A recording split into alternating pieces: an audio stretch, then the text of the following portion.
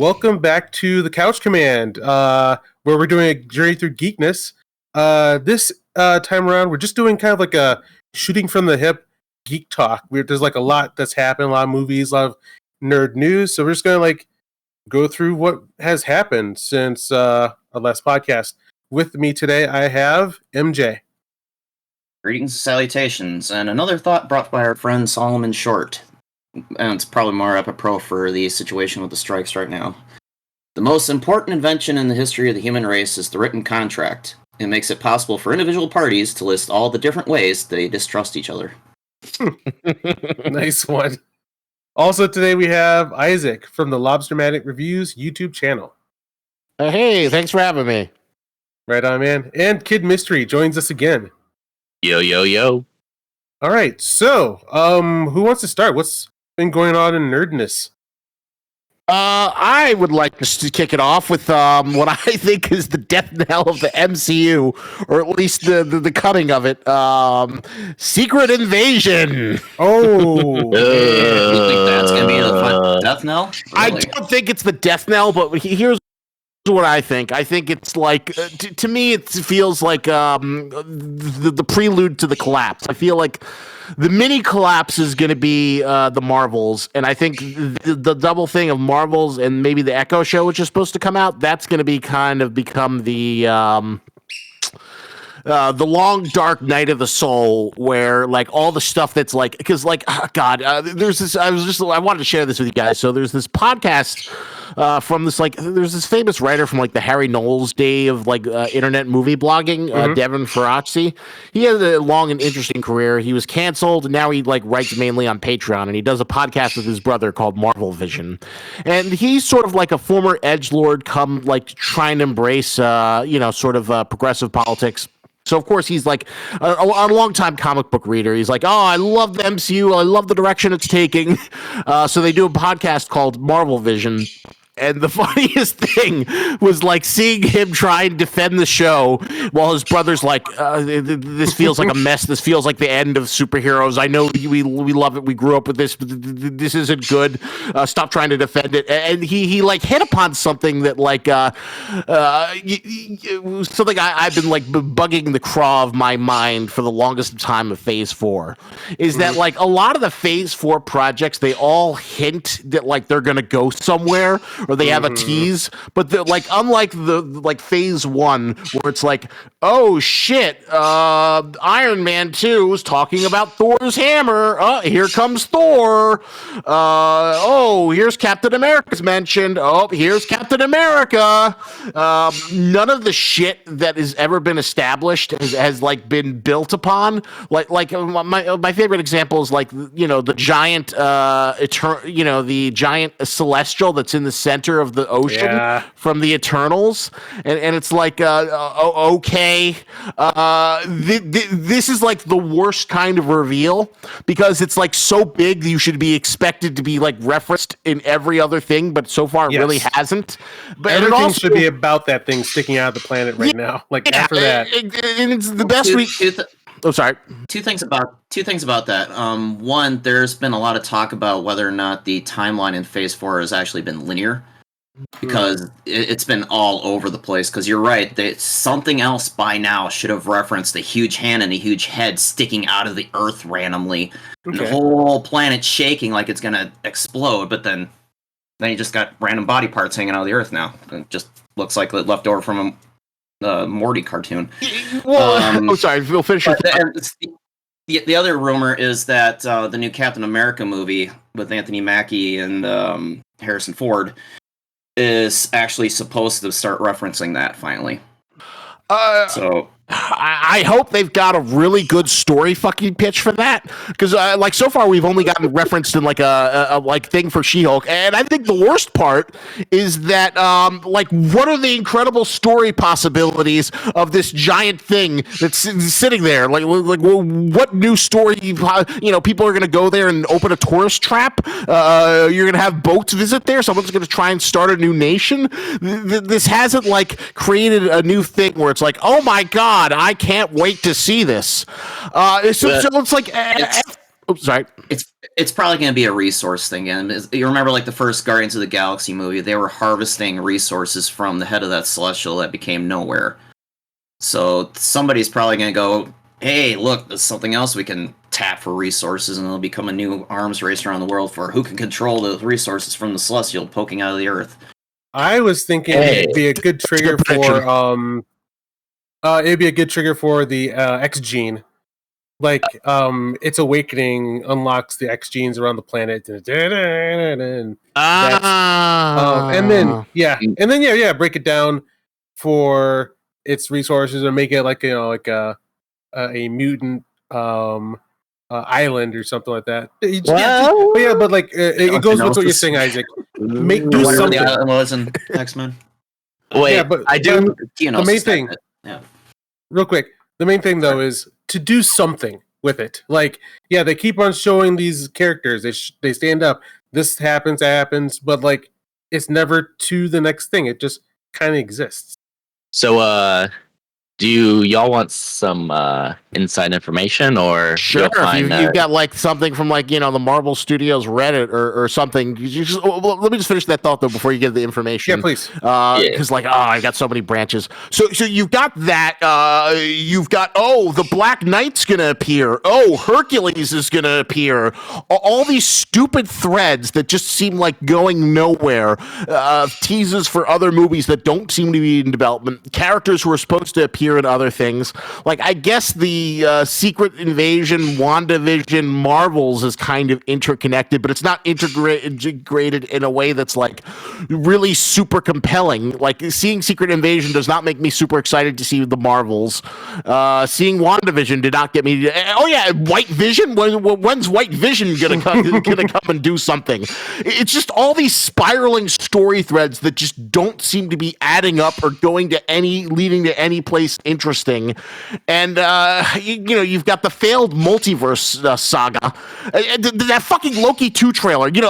Maybe I'd be excited about that. Maybe that would be fun if you didn't spend the 6 episodes telling me that the TVA is evil. That was the whole purpose of the stupid the Loki version. The Loki show is that the TVA is bad, so why do I want to see more adventures of the TVA? Well, now we reset it. Like, we don't know if they're bad at all anymore. The bad guy. They were bad to begin with, and now it ended with the last season where, oh shit, Kang is controlling them, and they have a big Kang statue. Okay, well, it's not Kang, it's a Kang variant, so you don't know the exact. We have we were at 0, and that's what they want. I think there's wipe the slate clean, and we don't know what's going to happen from there. But you're once again, like the baseline of what you're saying is completely correct. With but I don't think the collapse is coming. I think we're still like in a dark age, and we just I think I said before, they need to find those 1 or 2 like hotshot directors who are like, let me take care of this and then get us back on track. Like, I feel like they always have enough money that they can fuck up until they don't. Well, that's why I hate to agree with anything Bob Iger has said, because he's a massive dickhead. Mm-hmm. But he's a very successful dickhead. He pointed out how the MCU in Phase 4 just kind of vomited all this content out and they diluted their own product. And like, yeah, you're kind of right. They diluted their own product massively because, all the previous phases, like Phase 1 was like 12 hours of content. Phase 2 was 12 hours of content. Phase 3 was like 24 hours total of content, ending with Endgame. There was 58 hours of content in Phase 4 alone. Damn, dude. So how the hell is anybody going to be interested to keep following all that and going crazy, having to set up a murder board on their wall, trying to keep all the connections together and figure out who's on first, what's on second, why are we even here? And you're going to lose your audience, and that is the biggest problem with Phase 4. They lost their audience because they lost themselves. They threw too much in there. They're going after too many plot threads. They should have just got the multiverse out of the way, then go after the galactic angle, then bring in all the Fox properties. I mean, that should have been the entire point of the multiverse saga in the first place was, hey, we bought back all the other Marvel properties from Fox, now we're going to just kind of trickle them in. That should have been the priority first, then proceed. Well, so Kid Mystery, tell us the behind the scenes things before we continue further on whether or not the Marvel is going to fall apart. So from what I've heard, this is the leaks and rumors. So on the first point of that celestial thing, apparently, it seems like you are hitting the nail on the head, all of you. Apparently, that is going to be a resource that all the governments are going for, and that's going to relate to not only Captain America but Thunderbolts. Apparently, the island will be called Krakatoa Island, and is going to be mined for adamantium, and that is how they're doing it. Cool. All right. They're okay. like, hey, something, as opposed to just like maybe forgetting that it ever happened, which it felt like they're going to do. What does that have to do with the multiverse? I think that's the other thing that like really sucks is the multiverse saga. Just feels all over the place, and when it really should have just been new beginnings. The MCU has been changed irrevocably. There's there's an Iron Man, Captain America, and Thor-sized hole. Who is going to take it up, and then just a bunch of origin stories of these new heroes rising up to face the new challenge. That should have been it.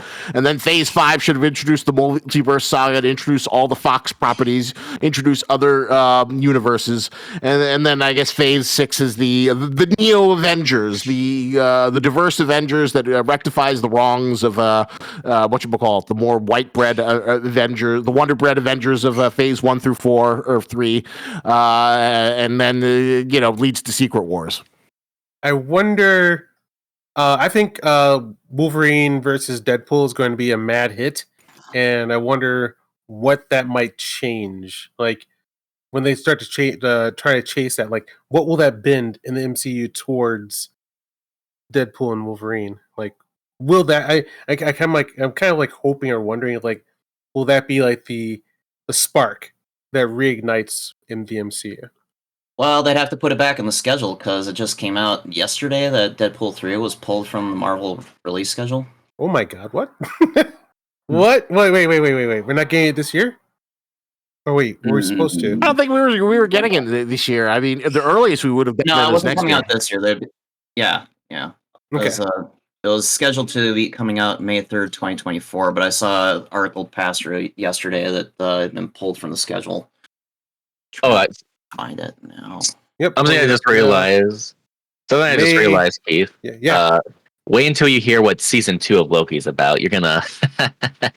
You're gonna. Ooh. If you dislike the story focusing on Sylvie, no, I don't want to burst the bubble, but I thought they were going to fix that. Like, I was like, sure they would. Yeah, do you want to hear a little bit from what I've heard?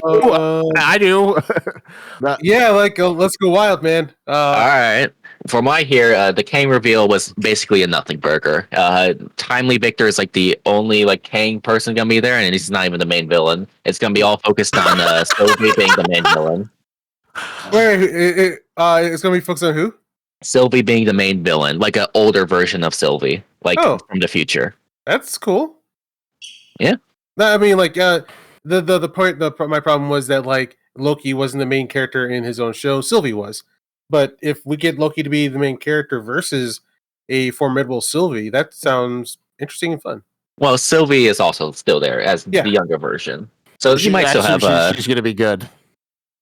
Huh? I haven't heard on that, but maybe. I just remember evil future version of Sylvie being bad, and the whole Kang thing is just kind of a nothing burger. All right, that's so that was a complete waste of the fucking time, and got years of trailers. So it feels like it's been years. So do you guys? Are you guys? What did you think of Secret? We've been talking a lot about Marvel. What did you think of Secret Invasion? I know you're a little bit sympathetic towards it, Keith. We talked a little bit on the Messenger app about it. Yeah. All right. So Secret Invasion for me, it's just a Marvel TV show, so my expectations are like through the floor. Like, I'm like fine with almost whatever they do. I've been trying to find out why people are freaking out so much. Like, yeah, even if they mess up, it's kind of like it's just like a Marvel TV show. It's a side story. Who cares? And like the reviews that I keep seeing feel like they really wanted to have like an end game level of like epic feeling of it versus what it was. Like it has a lot of flaws in it, lots. But to me, it's just a TV show. Yeah, so I can't get upset about it. I didn't find it too flawed. It just seems meh at this point. I mean, it'd be a barely entertaining Netflix series if it was released during that era. Yeah, barely entertaining. Yeah, like it's just like it wasn't hatefully stupid or insulting. It was just kind of it was fine. It was you know. I mean, I'm getting a little tired of our broken old heroes trope, and Fury came back from the blip and was so disappointed in himself they didn't see that coming, and he couldn't have stopped it himself. I'm like, oh, for sake. Really? Yes, what was he gonna do? Was he gonna grow superpower or something? Was he gonna take the super soldier serum and stop Thanos himself? What I thought that was going to happen. Like, so I do dislike once again, like with black characters, you always got to do something wrong. It feels like, and like Samuel L. Jackson doesn't get to have a true showdown with his enemy of his show. It's Gaia. Yeah. She gets it, and she kills him. And in a way that doesn't make any sense, and you're like, yeah. After she goes through the OP machine, yeah. Yeah, I thought like when like he caught the fist, I was like, did Nick Fury just give himself all the powers? Okay, that's gonna be weird. And like, oh no, it's Gaia. Oh, all right, Yeah, except at that point you're like, oh wait, that's not him. That's a Skrull. It's gotta be Gaia. Yeah, it's Gaia. Okay, of course, sure, yeah. About the only real entertainment I got out of Secret Invasion was Olivia Colman, because I love Olivia Colman. She's the sweetest lady, and she'll kill you on sight. She's fantastic. She's a lot of fun. What do you know her from? She's been a BBC staple for years, and she pokes over and does a production here and there over on the side of the pond. But yeah, I've been watching her for the last 10, 15 years, and she's just great. I love her. Kid Mystery, what's your feelings on Secret Invasion?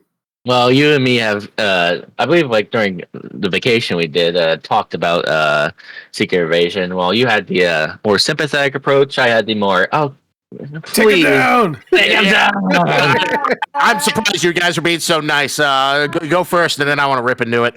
All right. So why exactly are we having one of the biggest comic events be like essentially a side mission that has no real matter except like introducing this OP character?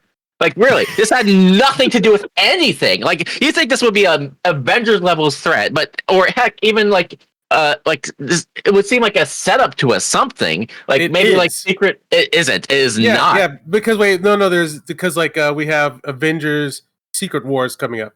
Yeah, Secret Wars is okay, Keith. I'm telling you, there's no way this thing is gonna Secret Wars. Yeah, there's no way. What's going on? No, they had Fury explain that at the get-go. He wanted to take him out because he thought it had to be a covert way to get them subverted without getting the whole world up in a tizzy and involving the Avengers and making it a big spectacle. Well, my thing is, I think it could have been just so much greater if they like. Okay, imagine this. Instead of like the mediocre mess show we got, imagine this. Okay, right. We have this show. We have it be set up like it's way more, instead of like having this weird mishmash of spectacle Marvel bullshit and secret like Winter Soldier stuff. It's all just Winter Soldier tone. It's Nick Fury going around and then discovering this massive plot, and it doesn't resolve any like stuff. It sets up for a actual Avengers movie, Secret Invasion, and this is just like the preamble, and it shows like how like the Skrulls have been secretly involved with like governmental stuff. It connects to Black Panther 2 with all the governments like how in Black Panther 2 Namor and Black Panther and Wakanda is like connected together, and like how significant connections. Like significant. Like when the show happens, like we're not getting random submarine nuke attack or random like That summary. town for scrolls that we'll never see, we haven't seen before. You want to hear like in this movie, secretly behind the scenes, and then like this character was that, and have some fun with it versus the self-contained. They're just kind of like doing a golf swing of like a bad version of 24 in the MCU universe. Like I kind of like that. It could have coattailed off of Falcon and Winter Soldier, without borders and the whole world trying to figure itself out after coming back from the blip and feeding into Black Panther 2 and Secret Invasion and having most of the world governments subverted by or infiltrated by Skrulls. That could have been interesting.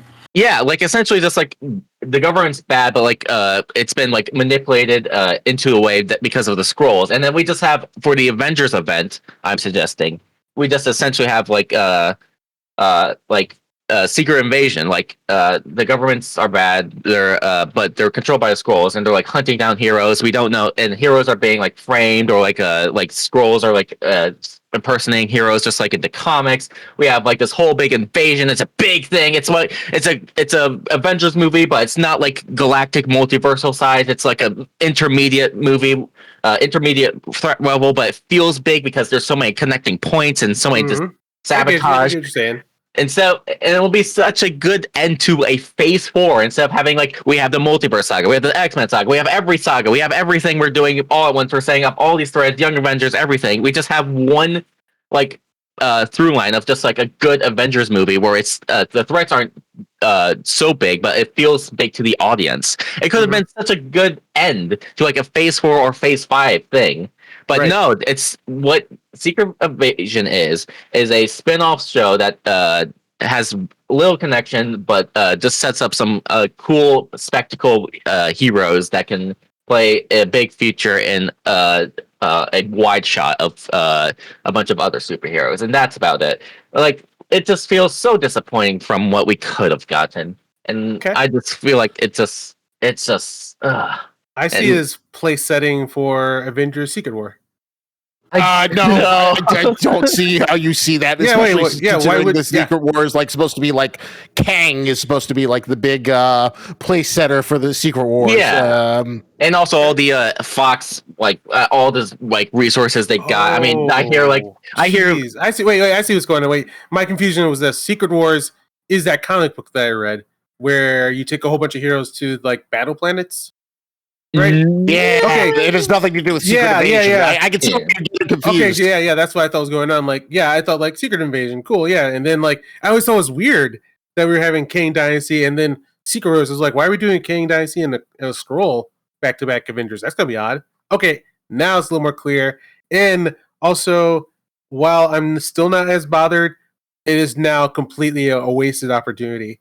Like, this was Secret Invasion. I thought, like I said, I thought this was all set up, but this was their Secret Invasion. Like, this was the setup to do the real one, which is what I thought was happening. No, it is a waste because it was like a really good event level storyline that you could have built an Avengers level story around, but to just do it as like a little side mission, and it's like all the worst aspects. It's like kind of like the espionage, but not as good as Winter Soldier. It's not as smart as it thinks it is. It also has the disadvantage of the scroll, tries to. We already set up that the Skrulls are. They're sympathetic. They're refugee surrogates. They look kind of dumb and goofy, so it's honestly easier for it to be sympathetic towards them than to turn them into bad guys. But this tries to have its cake and eat it too by like, there are good Skrulls and bad Skrulls, but it's not really very good at setting up a morally gray conflict. It doesn't resolve anything, and it's that scene where. The president reveals that there are Skrulls and vigilantes go around shooting people, and that's the end of the goddamn show. That should have been the middle. Yeah. That should have been your rising action where everything's falling out of control and Nick Fury just goes into space to fuck off after leaving in a world where everyone's basically tearing each other apart and there's no cohesive and order, and it's basically just like this semi-justified hate crime. Okay, so I think it's gonna be then. The follow-up's going to happen in Captain America: Brave New World. Not from what I hear. Let me see. I'm sorry, Keith. No, it's cool. Yeah, I don't care. Well, honestly, everyone loses the money. honestly, the biggest thing that bothers me is the director stating after the show ended, "Yeah, Rhodey's been a Skrull since the end of Civil War." I'm like, Oh, excuse yeah. me? Oh yeah. They better not say Really? that. That's what Oh, the director I mean, said. well, you know I know, what's gonna that's what happen. that director said. We haven't heard an Right. official word yet, and Well, they you kn- better think hard on this because, like, there's gonna be a lot of black people who would be very mad that Rhodey didn't get to participate in the final battle, and then like, there's also like hints where like Rhodey has been bleeding red, be since Civil War, so it wasn't planned. If they're doing it, they're retconning. well, okay. So you know what's gonna happen, right? Hmm. Kevin Feige's gonna keep silent, wait until what audience agrees is good or not, and then whatever the director intended for it, they're gonna make it so that they're gonna say, "Oh, it was the entire plan all along. He was gone since Avengers Endgame. We didn't totally plan it the other way, where he's gone since Civil War. We love the audience." It's gonna be essentially a Schrodinger's box of whether or not the audience likes it or not. They did the same thing for like the Avengers Endgame time travel Captain America thing. They're gonna do it the same thing for this. It's essentially just gonna be like see how the audience likes it, and if we agree, bada bing, bada boom. All right. I just think they're going to forget about it. Like I think that like you had the ultimate encapsulation of everything that the Chudaverse fears about the MCU in that like screen with Amelia Clark with the Drax arm, which was so impossibly stupid. It's just like a laughable image. It's sort of like, and you could just tell that they were like so self-satisfied. This is the scene every MCU fan never thought they'd get to see. Every power on screen. On Amelia Clark, everybody. It's Amelia Clark. Amelia Clark. Woo! Oh, You like Amelia Clark, that's things, all. and like things that didn't even make sense, like oh, she's gonna have the ebony maws for ring fingers. That's how he Yes. gets his power. It's just. And she's also Really Captain Marvel too. Oh, okay.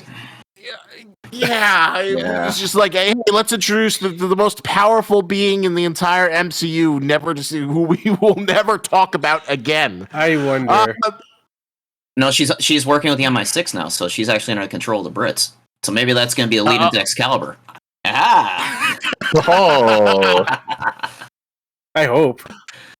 What? I don't care at this point. I honestly do. I have no intention of watching any more comic related movies the rest of the year. I'm burnt out. I'm just what about Blue Beetle? Oh man, I feel That bad. one- oh god, I feel so bad I don't about wanna Blue see that. Beetle. Like I am a huge fan of Cobra Zolo? Kai. Yeah, and Zolo. I should be supporting him. Like I'm with that guy. I love his show. But man, unfortunately, no one hard to cares want to about Blue Beetle, though. It's hard to like want to see general it. audience. You know what sank Blue Beetle, or what's going to sink any ambition for anyone to see Blue Beetle? The Flash. All the goodwill was sucked up by the Flash. That's the greatest comic book movie ever. Come see Malcolm Keaton back in the cape and cowl. This is going to be great despite Ezra Miller's off-screen issues. And then, oh, it's so tanked. Oh, it was almost satisfying to see how it tanked because of all the. I mean, I watched it again after it hit digital. It really, like we were all talking after the movie, it really wasn't as bad as we all thought it could have been. I mean, it wasn't nearly as good as all the pre-movie hype was, but Yeah, I liked it a lot. It's got some Phil Minto, his YouTube channel, pointed out some glaring flaws that like I can't deny happened. Like they wasted Callie so hard. Like Supergirl didn't really do anything. She didn't turn any tides. I guess we got her back to fly the Flash into lightning and get him back, so that's cool. But yeah, like I wanted their team up to result in a victory. Like you have these new elements side by side together, and that's what puts them over the top. It's not like you do this all so you find out that you can't win. But like I enjoy it messing with me like that. Even like the messiness of it, and the a thing I love very much, which was called like the toy box thing. You dump your toy box out. You have a mishmash of toys. you do a story with them. I love it when you do that. So The Flash gets a thumbs up for me for the most part. I was trying to figure out how it's possible for Barry to go back in time to save his mom when that was probably around the time that Bruce was 20, 25 years old and was at the beginning of his career in Gotham as Batman, how that would have affected him coming into the same timeline and change it from Affleck over to Keaton. Not at all. Nothing. There's it's just a member Barry. It's just nostalgia. Spamming. Yeah, they're just spamming it. I did really talk real quick about another thing that's Disney related, the vacation that me and Kid Mystery went on, and our experience at Galaxy's Edge. Oh yeah, we did do that, didn't we? Yes, we did. Galaxy's Edge.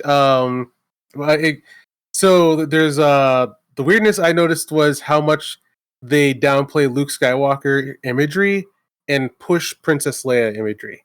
Like, it was everywhere and aggressive and interesting. And the only time you'd hear Luke was in like verbal things. So like we go to the lightsaber building and they mention the heroes and whatnot, and Luke Skywalker is where that's like the only time you hear his name or his presence be done like with reverence. But elsewhere, like physically in the park, they really do they do a hard job to make sure that you don't notice Luke Skywalker anymore, but you want to see Leia now. Well, you know what? Well, you know why that is. It's because mostly little girls for the princesses go to Disney, and well, Leia is a princess. I'll say that it's a Disney princess world, but like that's money on the table. Like you have Star Wars fan in your midst, and you could take, and like most of them are Luke Skywalker fans, so they're just not trying even. Most old generation Star Wars fans, we're talking about like little kids, Keith, or at least 13-year-olds at the max, or I'll say majority. I'll say the kids of my friends who do Star Wars, they are fans of Luke Skywalker. But are they more fans of Luke Skywalker, or are they more fans of prequels and the general like omniversal characters like Chewbacca, C-3PO, R2-D2, like those characters that will just stay in every generation of Star Wars? Because I'll say it's scattered all over the place, but like you can see like through merchandise that does sell, that they keep bringing back and putting on shelves or in ads, that Luke Skywalker is a main selling thing. Like he's like the hero that introduced us all to, the world. Like he would sell. So to me, it does seem like it just feels like that weird Kathleen Kennedy culture to keep pushing down the importance of Luke Skywalker is what I felt I saw there. I'm gonna see. Hold on, I want to quickly look up Luke Skywalker merch sales to see if, like, compared to all the others. It's just like in every wave, I think there's a Luke Skywalker. Plus, from what you guys were showing on Facebook, wasn't it still mainly slanted towards the sequel trilogy and not really so much favoring any of the previous two trilogies? Yeah, that was the other weird thing, which is there was no prequel stuff. Nope, no, it was all sequel stuff, and I think that comes down to royalties. Like, you don't have to pay for the stuff that you own. Therefore, like, the weirdness was that everything in Galaxy's Edge is like bootleg versions of what you experienced in the OT. So, like, it's just like everything you go there for is stuff like an original fan would be like wanting from the OT. Like, all right, I want to be with the rebels and be pulled apart a Death Star and see Darth Vader. But no, you're with the Resistance, and the leader of Resistance is Rey. No, she wasn't. Like, what? Wait, what? Well, it's such a shame they didn't do Tatooine, because like that connects all three trilogies. Well, did they go to Tatooine in the sequel? I guess not. They just went to a bunch of desert planets. That, they did go to Tatooine at the end of Rise of Skywalker, because that's where Rey buried Luke and Leia. All right. Yeah. All right. So point Ray taken back. Skywalker. So well, there you go.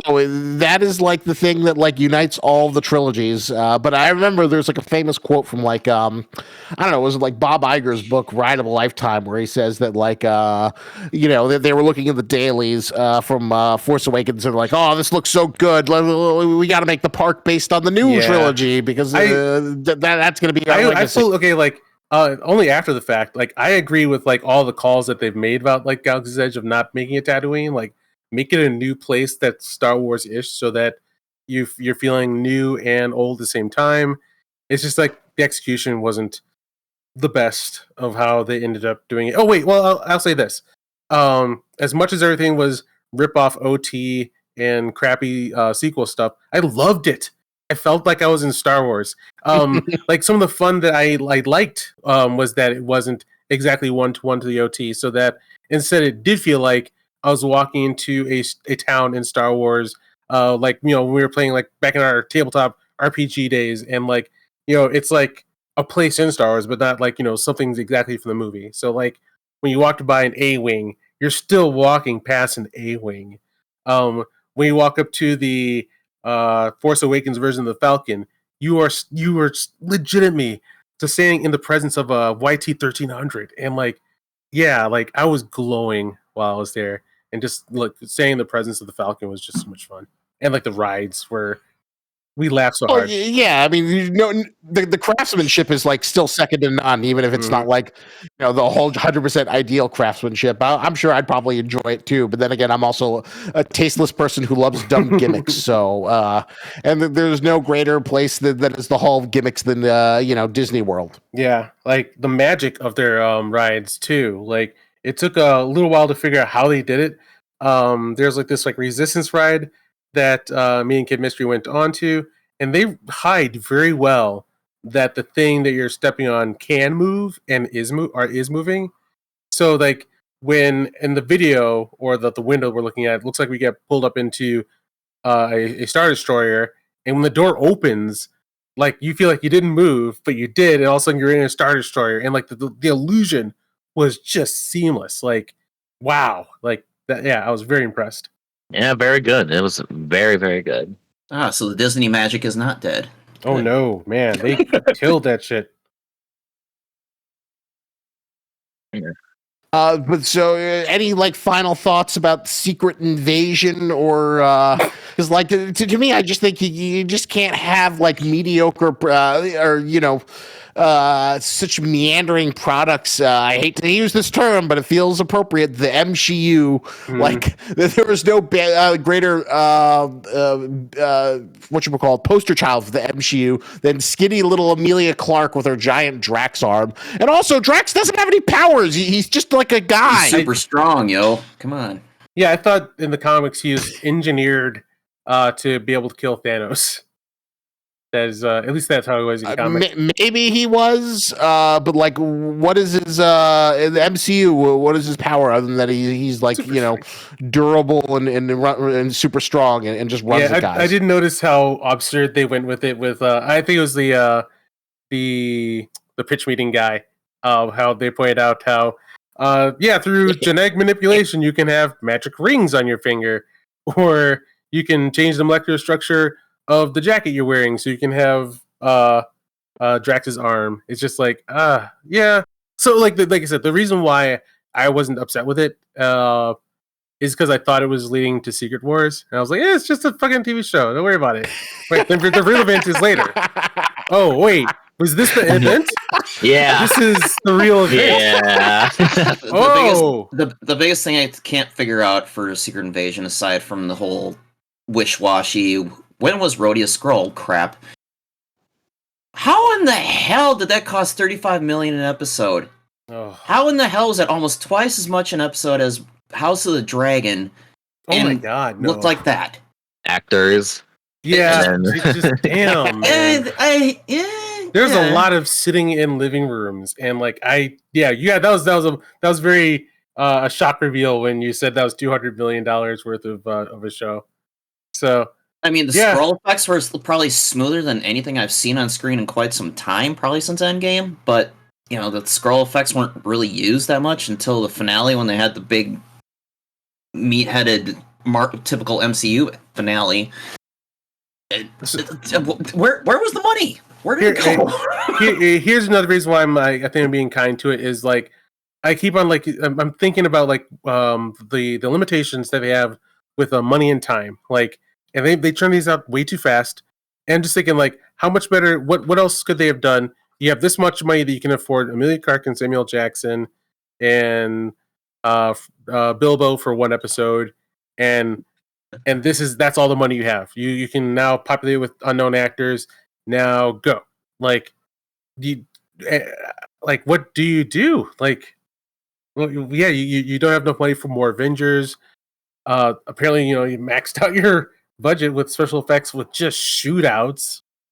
I don't know. You hire the John Wick people to like come up with tense, visceral spy thing. How far could you push the envelope with PG-13? Right. Oh god, if they put Chad Stileski on this, holy crap, that would have been interesting. And plus, they wanted to make a love letter surrounded around Samuel Jackson too. Like that was you can see it was for him. And he's limited in the action he can do. And here's the biggest crime. You've got like Invasion of the Body Snatchers style thing storyline, and you don't do one scene where like Sam Jackson pulls up a gun at Talos, or like one of his other people is like, "How do I know you're the real person? I don't know. How do I trust you? We got to do a blood test or whatever." You didn't do like one of those scenes. Yeah, I'll say I'm not as bothered, but now I'm a little bit more bothered that like, oh, this is it. Oh shit, no, that's not good. So I just kind of like wipe my hands and like, all right, on to the next thing. Like, I got high hopes for Deadpool Wolverine. If it ever comes out, yes. I mean, it can be if Deadpool has like a minute monologue where he makes fun of like the fact that we've never seen any of the Eternals again. This is not entirely unsalvageable, as we've seen with Spider-Man No Way Home. There is always value even for characters that people didn't like or didn't care about. You can always kind of give them redemption arcs, but it takes that much more creativity. And the MCU's been kind of coasting for a long time ago on its like lowering goodwill. And I think Secret Invasion was super expensive. They didn't quite do what it needed to be done. It had, I think, some of the lowest ratings, and now it's setting up this other movie, which seems to nobody really care about. And is there anything what's the next project after the Marvels? Let's see. I got Loki 2 coming out. I got Echo, like you pointed out, which is gonna kind of plug back into the influx of the Netflix verse characters because they brought John Bernthal's Punisher back. They're bringing Matt Murdock back, and eventually Daredevil. Punisher's coming back? Who? Yeah. Well, they announced. They announced that Bernthal and Feige announced that they're bringing Bernthal's Punisher back. And there are probably going to be a couple others, like there have been talk about bringing Kristen Ritter back as Jessica Jones and et cetera, et cetera, et cetera. So the Netflix verse isn't dead. But as far as the next in stone release that's coming after that, if I know. I honestly can't remember the schedule at this point.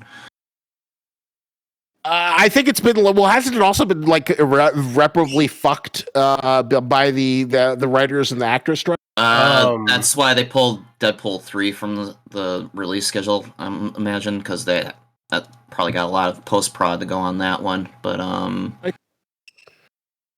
don't know how much else the rest of the slate's been affected by that. I mean, I think Agatha, the Coven of Chaos, is still coming at some point, and it was Agatha all along. Although it actually wasn't. She didn't have anything to do with anything. Right, but she was such a beloved character from WandaVision. They gave her own show. I believe. That was the height of hubris that we could do no wrong. You're getting a show, and you're getting a show, and you're getting a show. All right, I'm seeing like the future is we got Captain America, Thunderbolts, Blade. All those are delayed, by the way. Fantastic Four. Yeah, the future is very uncertain right now. Blade's delayed. I think it's very realistic that like we could go all of 2024 and not have a Marvel project, which honestly I think at this point might be like for their Benefit. It'd might be be very best. good. Like they need to take a break and like give someone, whoever is thinking of ideas, more time to plan things. I think like a year off will be like the best thing that could happen for the MCU. And Yeah, I think the only productions that were in flight at the time the strikes kicked in was Deadpool 3, the Daredevil series, and Captain America. I think those are the only productions that were in flight. Everything else is pre-production.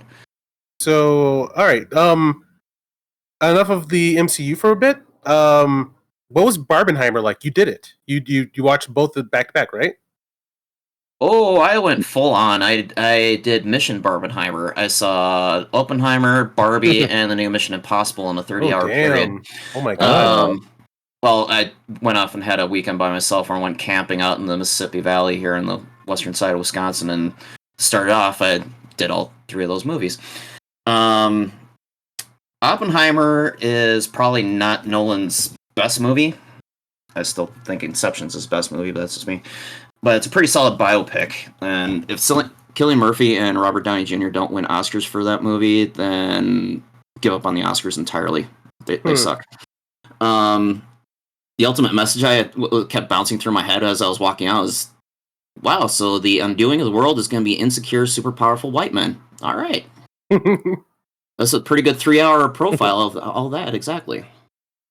Which was kind of funny because then I saw Barbie later that day. I'm like, okay, I'm laughing at this way more than I expected to. Because the only reason I really was that interested in seeing Barbie is because I'm a big Margot Robbie fan. And, you know, the fact that had Ryan Gosling is kind of like, you've got to be freaking kidding me. But, yeah, it was entertaining. It's been kind of fun to watch it polarize the right side of politics because, oh my god, super feminism politics and blah, blah, blah. This shouldn't be a kid's movie, blah, blah, blah, blah, blah. Like, chill the hell out. I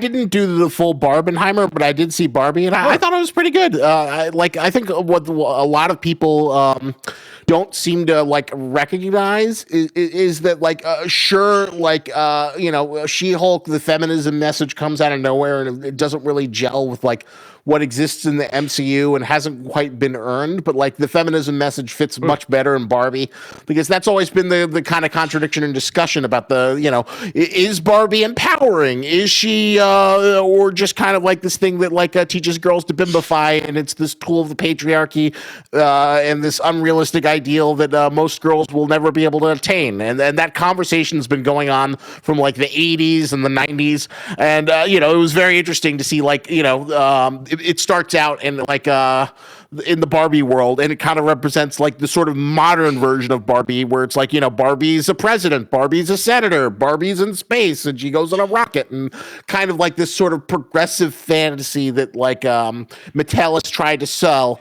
to try and reinvent the image of Barbie as being more than just like, you know, math is hard.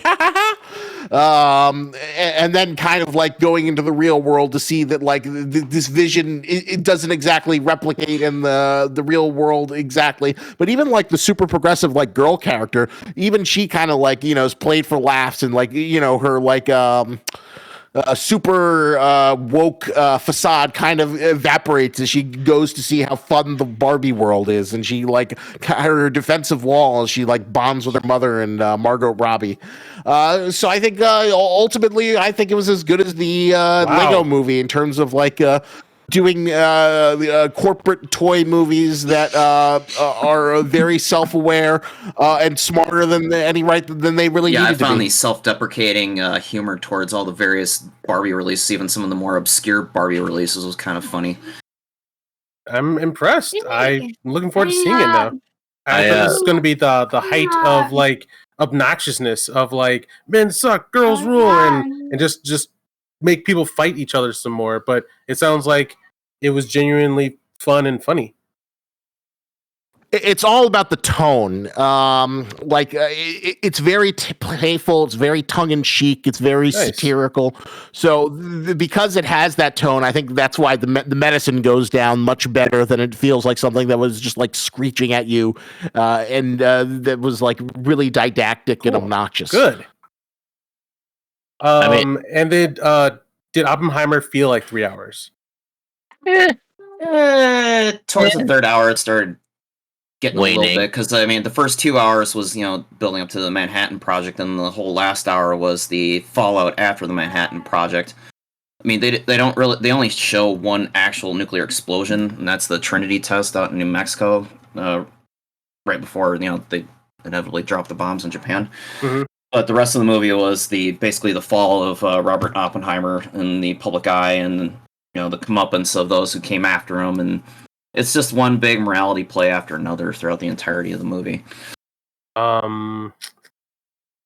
Shoot, question fist fell out of my head. Oh no. Did the nuclear blast justify your theater experience? Like, was it like you had to see it? You had to be there. I feel like it was good. It's pretty good. I mean, Nolan, he's got such a huge boner for making sure all of his movies are shot in IMAX and shown in IMAX, and to get the total experience, you have to see it in these designated IMAX screens on 70 millimeter film. And what was it that came out that the total reel for an IMAX reel of Oppenheimer was like 11 miles long? I think I read that somewhere. But yeah, as far as the Trinity test, if you got a home setup with really good surround sound, it'd be fine. It's nothing It's nothing life changing to see it in IMAX, but So you don't have to see it in IMAX. You don't think it's a prerequisite? No, you can still enjoy it. Tenet would have been a better IMAX movie. Interstellar is a better IMAX movie, and it just basically any of his other movies than this one. Good. Yeah, I felt guilty. Like, there's something about the trailers that made it seem like you won't fucking believe this explosion. Like, you have to see it on IMAX, or else you completely miss the experience. Like, it felt like that was like the draw. But it being a character drama, I can still I'll enjoy a great movie still just on my TV screen. Exactly. Honestly, the what was it? The like feet stomping scene was more like I felt impactful and more than the explosion itself. Interesting. Yeah, that one. If you have a really good sound system, that would be a trip. Because whoever did the sound design for this movie definitely earned an Oscar just for that scene alone. All right, what else are we working on? Myself, I've been having a bit of a renaissance of my love of a character named Drizzt. Are any guys familiar with him? All right, Salvatore, right? He's the classic. Well, speaking of like D&D, just out of curiosity, have any of you guys been following the Baldur's Gate release? That's been interesting. I've not heard. This is the first time they've made history. A game that's so good it made other developers mad. Yep. Only thing I've heard about that game is the bear fucking. That's it. Me and my. I keep seeing clips. It looks so great. I want to play it so badly. Oh, it looks like what I've been craving. I for a long got it, time. and like me and my friends are like, okay, this is a game we're gonna play over college. This is the game. Like, we're like so hyped to like get our hands on it. Like, we already like I think all three of my group mates have the game, and we're just itching to like find one night to like just play it. It's like so like we're like super excited for it. We already have like our D characters like kind of mapped out. We have like our race and class. Oh, I hear you can do it in co-op. Yeah, we're doing it in co-op. We're like currently I'm wanting to be like a half orc monk character. My other friends like a half elf warlock, and the other is like a tiefling rogue, and we're like so hyped for it doing it. Wait, I'm curious though. I heard that you can only have like one player created character, and then everyone else just plays like the companions. Is that true, or am I? I'll be honest. I don't really know. I haven't seen anything of this game. I just know like it's really good, and my friends really like it. So I'm just hyped to like just get my hands on it. I don't know any of the mechanics. like with specific like mechanics like for character creation. All I know is just like it's RPG and kind of D&D, and it's open world and it's really good. My a couple other friends are playing it. I'm not positive about this, but it seems like if you start a game together, you can have your original characters in that, but like you can't like play like a solo game and then take your character from that solo game and then jump in the middle of somebody else's game. Like you gotta create characters with each other for like a game that's like I think saved on one of the player's computer. Yeah, But I like believe that's correct. but you can jump in. Let's say if a person's playing and they're farther in the game, you can jump in and play as one of the characters, but you can't use your own character. That makes sense? Hello? Yeah. Okay. Isaac, you there? Yeah, I'm Just still here. absorbing. Yeah, it was to me. I've just been like addicted to like watching little clips of like the different scenarios and like different choices. It seems like it's fantastic, and I love that all the AAA developers are getting angry at it. And it's like, oh, this is gonna be players are gonna expect us to do like too much work. This is not the new standard. Work with these So the question, like, fuck you. so the just question because is this buying all the goodwill back after the whole blow up of the overcharge on D&D from earlier this year, right before the movie came out? I doubt that people see the connection. Probably not.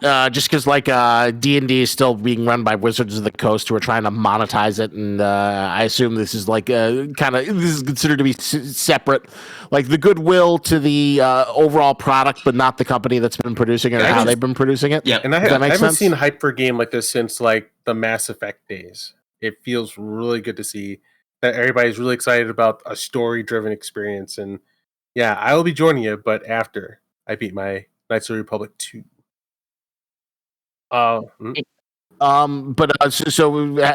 Given this D&D essence, tell us, link back to your reunion with Drizzt. Did you say Drizzt on purpose like that?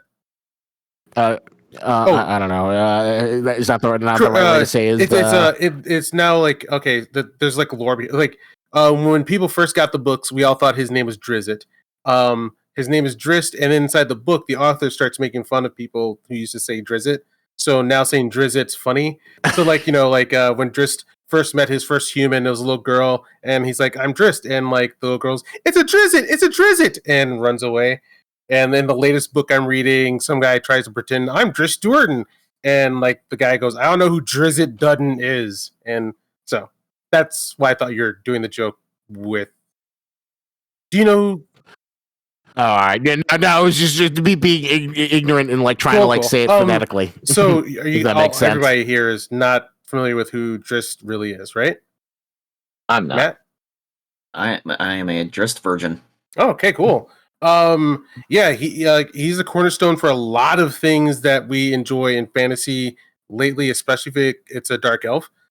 Before him, dark elves were barely ever used or mentioned or understood or what they really were.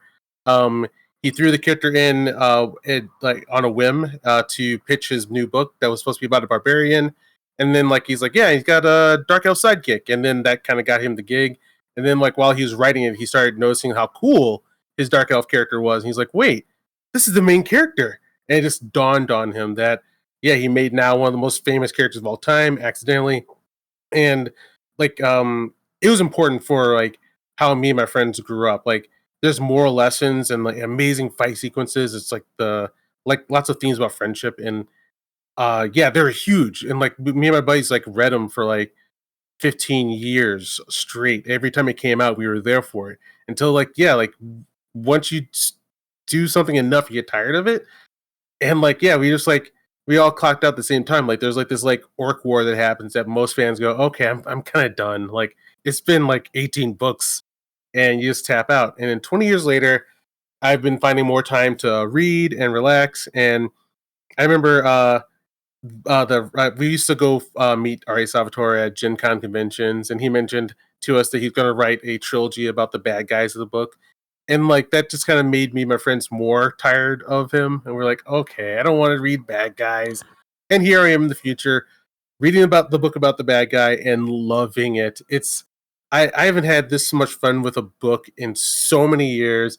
I'm reminded of why he's the best, and I'm having a blast. And just like being in official D&D world again, I can't recommend enough.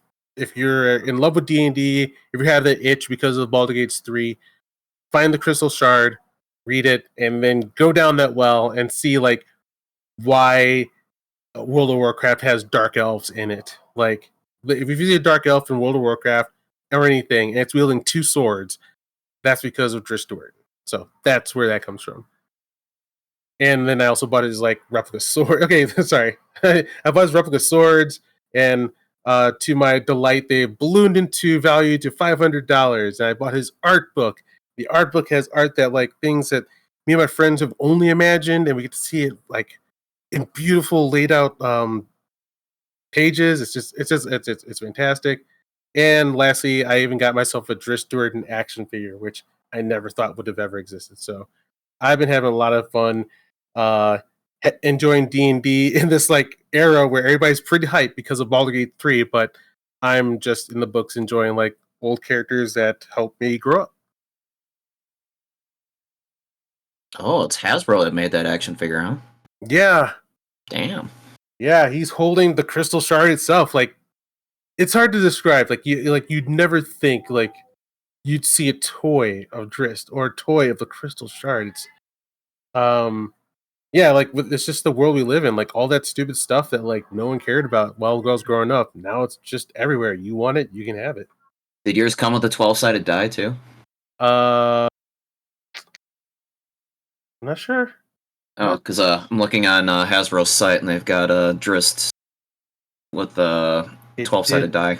I'm not sure what I did with the dice. Not sure what I did with the dice. But yeah, that's Bitchin'. one of the main things I've been just loving. Just getting back into an author that you've been away from for a couple decades, and like it's like you haven't missed a step, and it's been just a blast hanging with the bad guys. Very cool. Kid Mystery, what you been geeking on lately? Well, mostly my summer's been a combination of 4 things. It's either been working, but recently I quit my job, so there's that. But I was working at a Where were you local Pick working? and Save. Yeah, it's like a grocery store You here in found like a Wisconsin. grocery store? And then The one that's by nice. our houses? yeah, it's the one by our houses. Nice. Yeah. And then I've been preparing for college. I've gone like I've shown you, Keith, like the list of stuff that I'm getting. There's like tons of like boxes and full of knickknacks and all that. The Cooking Great supplies. Adventure. Yeah. So essentially I've been preparing like all like the forms for all that stuff. Another thing I've been doing is this D&D campaign. We like it's this West style March style of D&D. It's really cool. I've just been doing it like twice or 3 times a week, and I've been having a lot of fun with that. Another thing What's I've been your character in it? well, recently I changed characters, but my original character was this space like man, ergo like think Buzz Lightyear meets Star Trek. Yes. Yeah, classic pulp sci-fi adventure guy. Yeah. What happened to him? I got a little bored of him, and I decided to like, and also I wanted to try a new like class. I Mhm. wanted to do more cleric stuff, so I decided to change my character. Into? It's just basically it's the daughter of my original character, and it's just like lizard space medic person. Excellent. And It the sounds last, delightfully weird. yeah, I think it's interesting to play her. And then the last thing I've been doing is starting on my next creative project, which is essentially this like kind of like story / world building thing that I've been doing. It's essentially like my version of Game of Thrones. All right. So yeah. Do you want to tell us any details about it, and where did this project come from? Just a personal fun challenge? So I've been watching a lot of YouTube shorts, as most Gen Z people do, and a lot of YouTube shorts have like clips of like Game of Thrones. Mhm. So I've essentially gained like a lot of the story from just like random clips. I want to watch it someday, like the full series, but I was like, from what I've seen, I got like a lot of inspiration. So I wanted to make my own like kind of like world. Essentially, it's um this like post like climate change landscape where it's like real places like America, like Britain, India, China, all that. But like it's all condensed into this like one. I don't remember what this specific ocean is called, but it's like between America and Europe.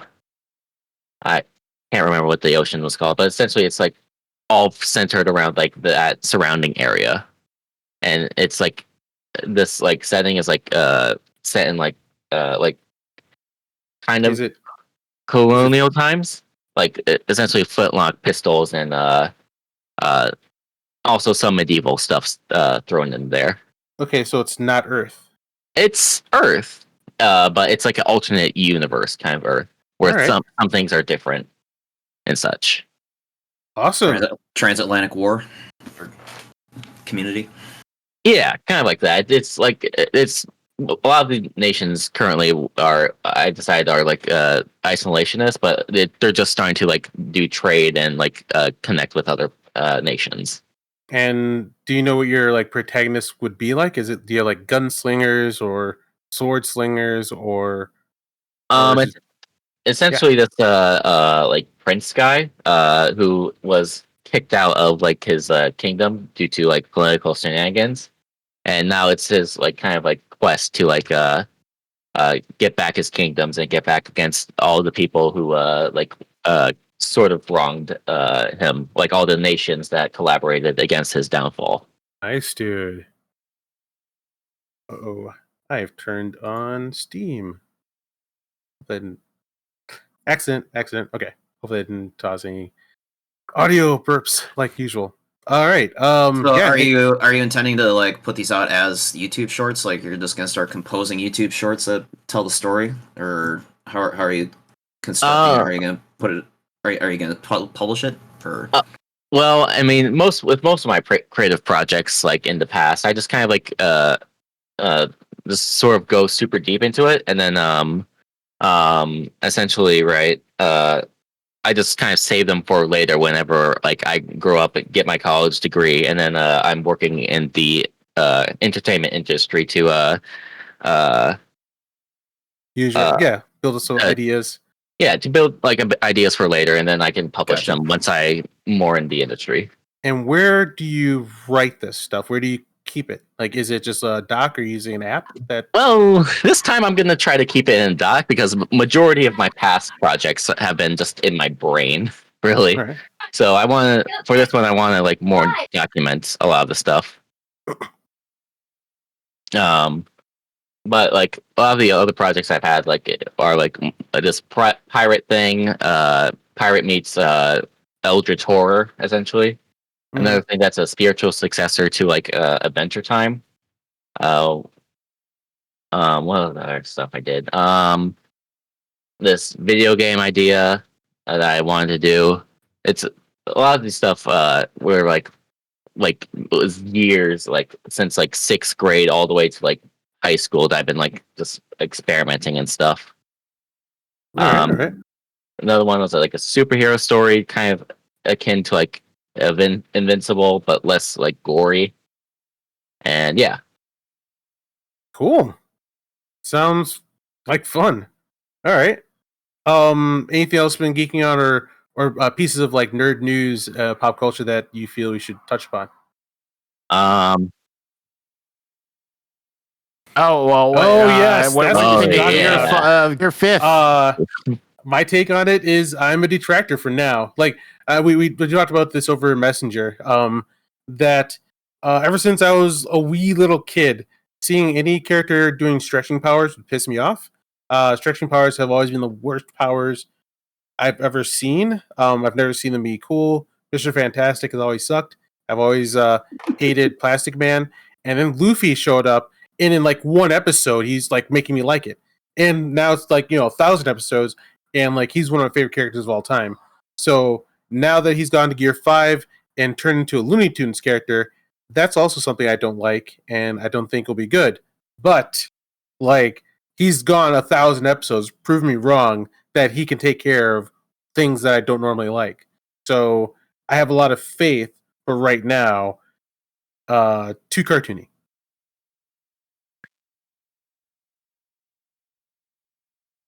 Was it everything you hoped it would be, Kid Mysterious? It did seem to break the internet. It was like a huge moment when it was like the Crunchyroll servers were overloaded. People were celebrating. People were gallivanting all over. And then there was the perpetual fan war between I just been on Twitter, just fans. Reading all of that stuff. Like, I don't know. Every time I just go on Twitter and see like the anime fans fight, I just lose a tiny bit of humanity.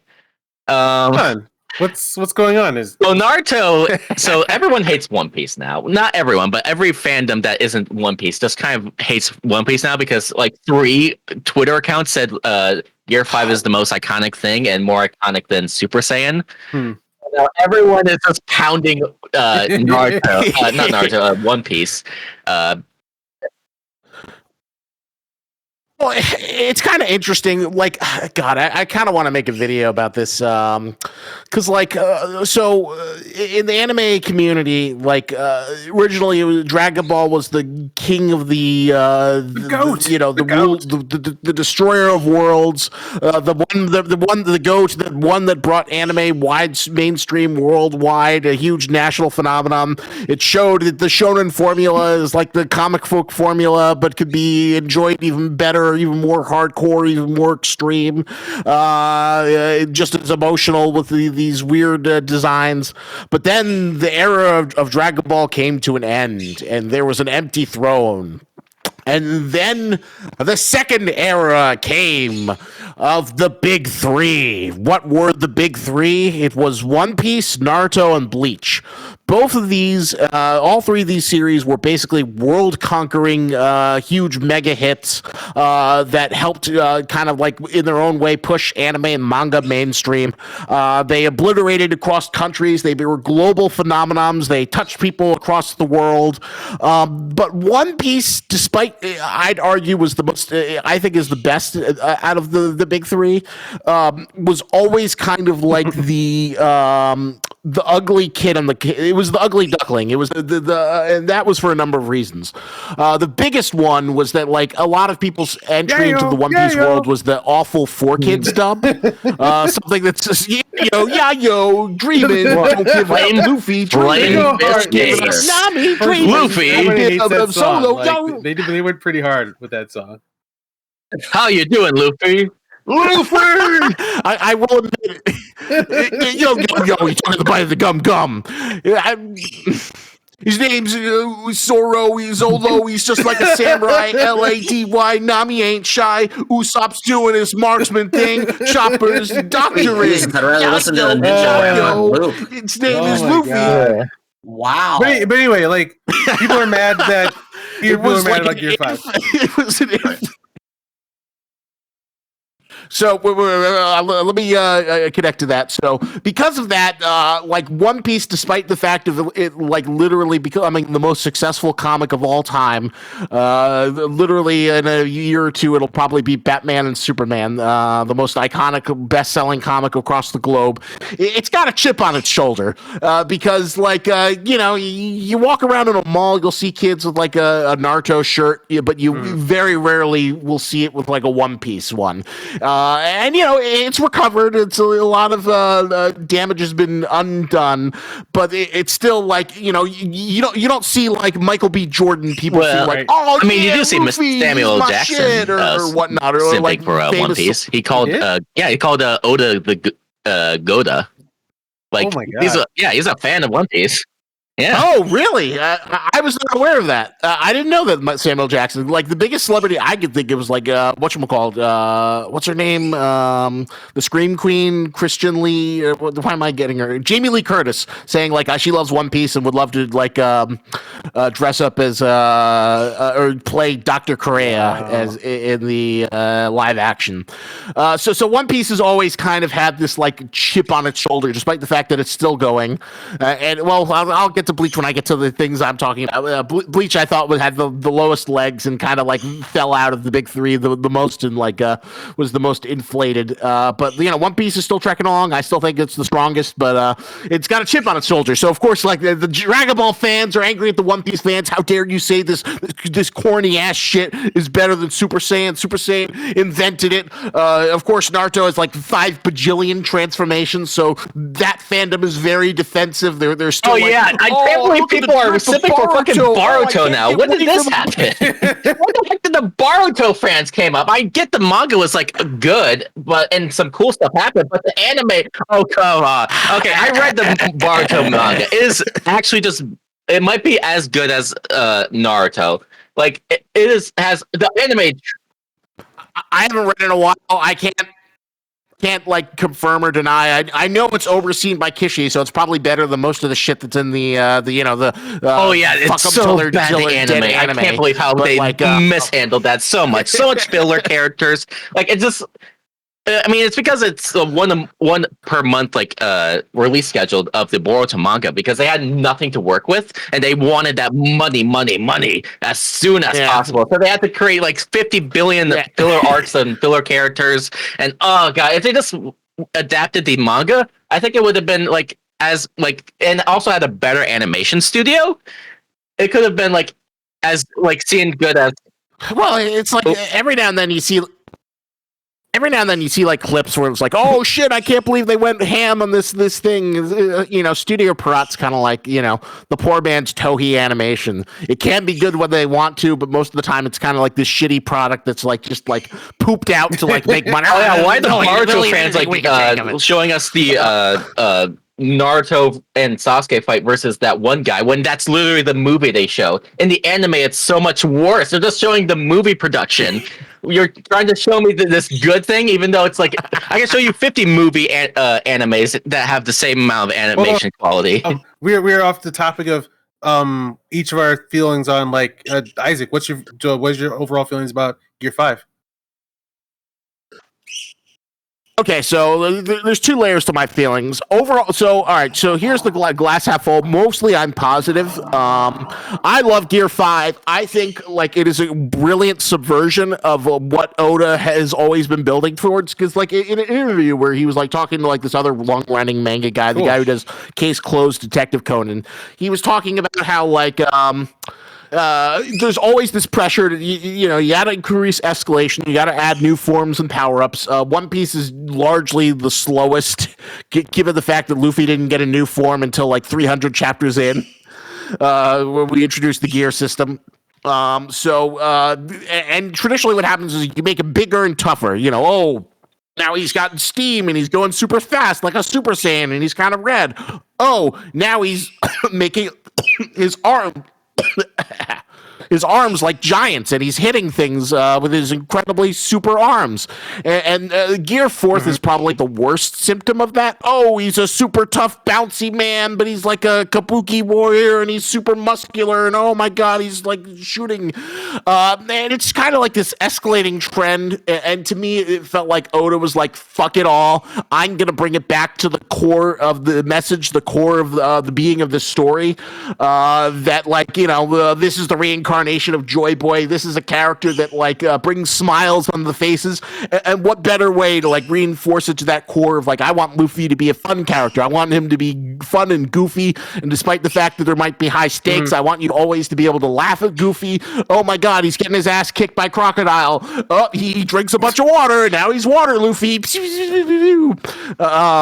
that's kind of a guiding philosophy, and to me that the like Toon Force should be his ultimate power to me was brilliant. I thought it was like an iconic thing. In the manga, it was a brilliant sight to behold, and like see it. I can understand your misgivings. So on the negative side, a lot of people argue that they don't like the fact that it feels like a bit of a lazy retcon, that like, oh, you thought he was whatchamacallit, you thought he ate a rubber paramecia. He's actually a Zoan. And another thing people don't like is that it kind of like puts Luffy more as a chosen one, which is something that he's been kind of like built up. You know, he's from the D clan family, which we still don't know. We just know they're super important. More lore is coming out, but we're waiting for the big thing to be dropped about that. And obviously, like considering he was set up as like, you know, oh, I'm just a kid from the East Blue. I'm the most wacky little kid who's just a lot of pluck and heart. It feels like a kind of backtracking, kind of like how Naruto started out as like, you know, oh, I'm just a failure, and then he was kind of retconned. Oh, he's the son of the fourth, and oh, he's actually Ninja Jesus, and he's the reincarnation of the great Buddhist god of all ninja and chakra, who is descended from blah blah blah blah blah blah. Yeah, it did. Later on towards the end. Yeah, I get what you're saying, because like part of like the reason why I love Luffy was like I thought he was a kid with the dumbest powers ever, and like it's just like he tries so goddamn hard that he was able to use dumb powers and put him up over the top because he was such a trier.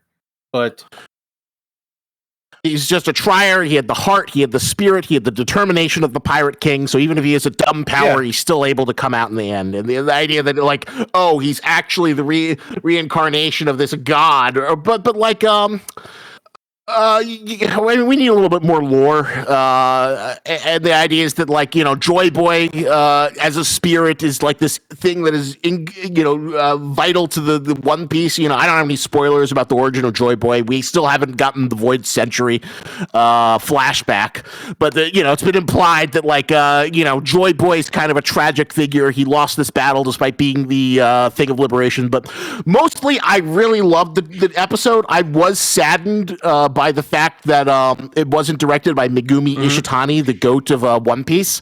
But apparently the episode that's coming out tonight, she's doing the storyboard, so I have high expectations by that. And, like the scenes that they had, I love that they shifted the art style so it felt like a modern update of 1940s animation. I love the drums of liberation, and he's like, yeah, yahoo!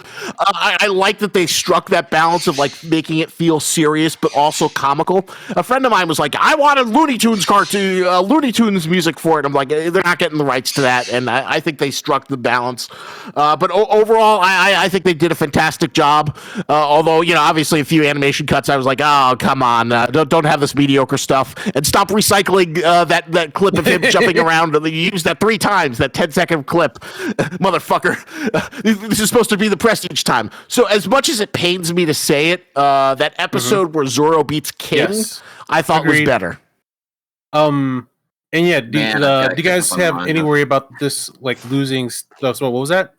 I've really got to catch up on the manga. I'm only 15 issues in. Just I've been. I'll be honest. I was like the snake, and Keith was Adam. I was like, take the apple, Keith. Take the apple. Read the manga. Read the manga, Keith. It's right here. You can have all the things, all the lore.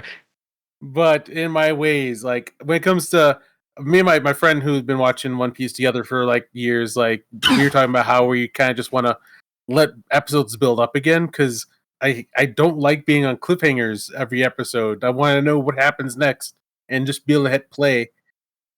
I'll say this much. I think for the next few episodes, you should follow it week to week, just because I think they're going to be big. I feel like just the promotion I've seen of the road to Gear 5. Gear 5 is in the subways. Gear 5 is in the streets. Someone made Gear 5 in like a Japanese rice field, spoiling it for all the anime onlys. So I think they're going to put their all into these next few episodes.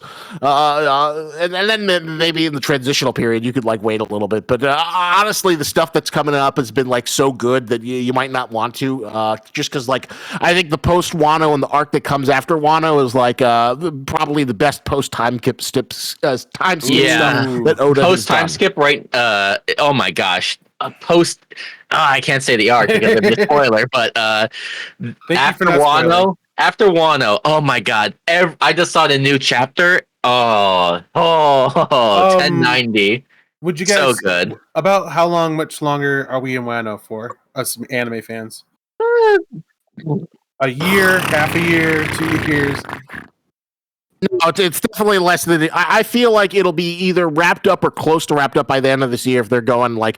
Wano ends at. I'll put it this way. Last week adapted chapter 1044, the infamous groundbreaking 1044, and Wano ends like at 1054. So that's like, and they're doing roughly a chapter a week. They probably shouldn't be, but given the fact that this is still a fuck up until they're dead kind of animation production cycle. That's probably what they're gonna keep the pacing at. So like, but then they'll probably have like a break of animation, right? After Wano, I assume, like to prepare for the next arc. I hope that they like either do a filler. Honestly, I just wish they would do like the seasonal anime thing where they'd like take a few months off and then put out a batch of 25. Like I like that trend that has been building up versus like this is a forever franchise and we're gonna keep on pushing it out until it's dead. But Wano's definitely been a series of highs and lows. Some people think it's the best arc. To me, I think it's overly bloated. I think it suffers from a lot of Oda's like late stage tendencies where he just like introduces a bunch of characters we don't fucking need. We're just like arcs are like far longer than they need to be. Dressrosa did not need to be 100. We did not need 100 chapters to beat Kaido's drug dealer. His supplier. We did not need 100 chapters of that. Wano did not need to be 150 chapters. We didn't need 9 red scabbards. We didn't need the Yakuza. We didn't need half that crap. You got too many goddamn characters. You can focus on some of the ones that we actually give a shit about instead of giving backstories and things to the people who we couldn't give a shit about. That lasted all of my life. Well, it's a good Netflix is doing a live version so it can cut back some of that fluff, huh? Oh yeah! Yeah. Next topic of discussion. I'm so excited to hear your takes on the live action, but we should finish up Gear 5. Do you have any other thoughts about Gear 5? Were you disappointed, or are you eager to see where it comes? Because right now you're negative Gear 5 now, right? Keith? You don't like the June powers. But once again, like Oda hasn't missed, he hasn't failed, so I'm very much looking forward to seeing how he keeps winning me over. So writing the goodwill, got it. Yeah, like 1,000 episodes, 20 years. Like he's earned. I'm pretty sure it's been 20 years, right? Yeah, right there. The series can legally 20 years this year. There we go. He has earned enough respect and to trust him. Keith, can I give you like a tiny bit of a hint? It won't reveal anything, but it's just like a little bit of a hint. Yes, you can. Just wait for Tom and Jerry, man. Just wait for Tom and Jerry. Oh my god. Okay. All right, never mind. All right.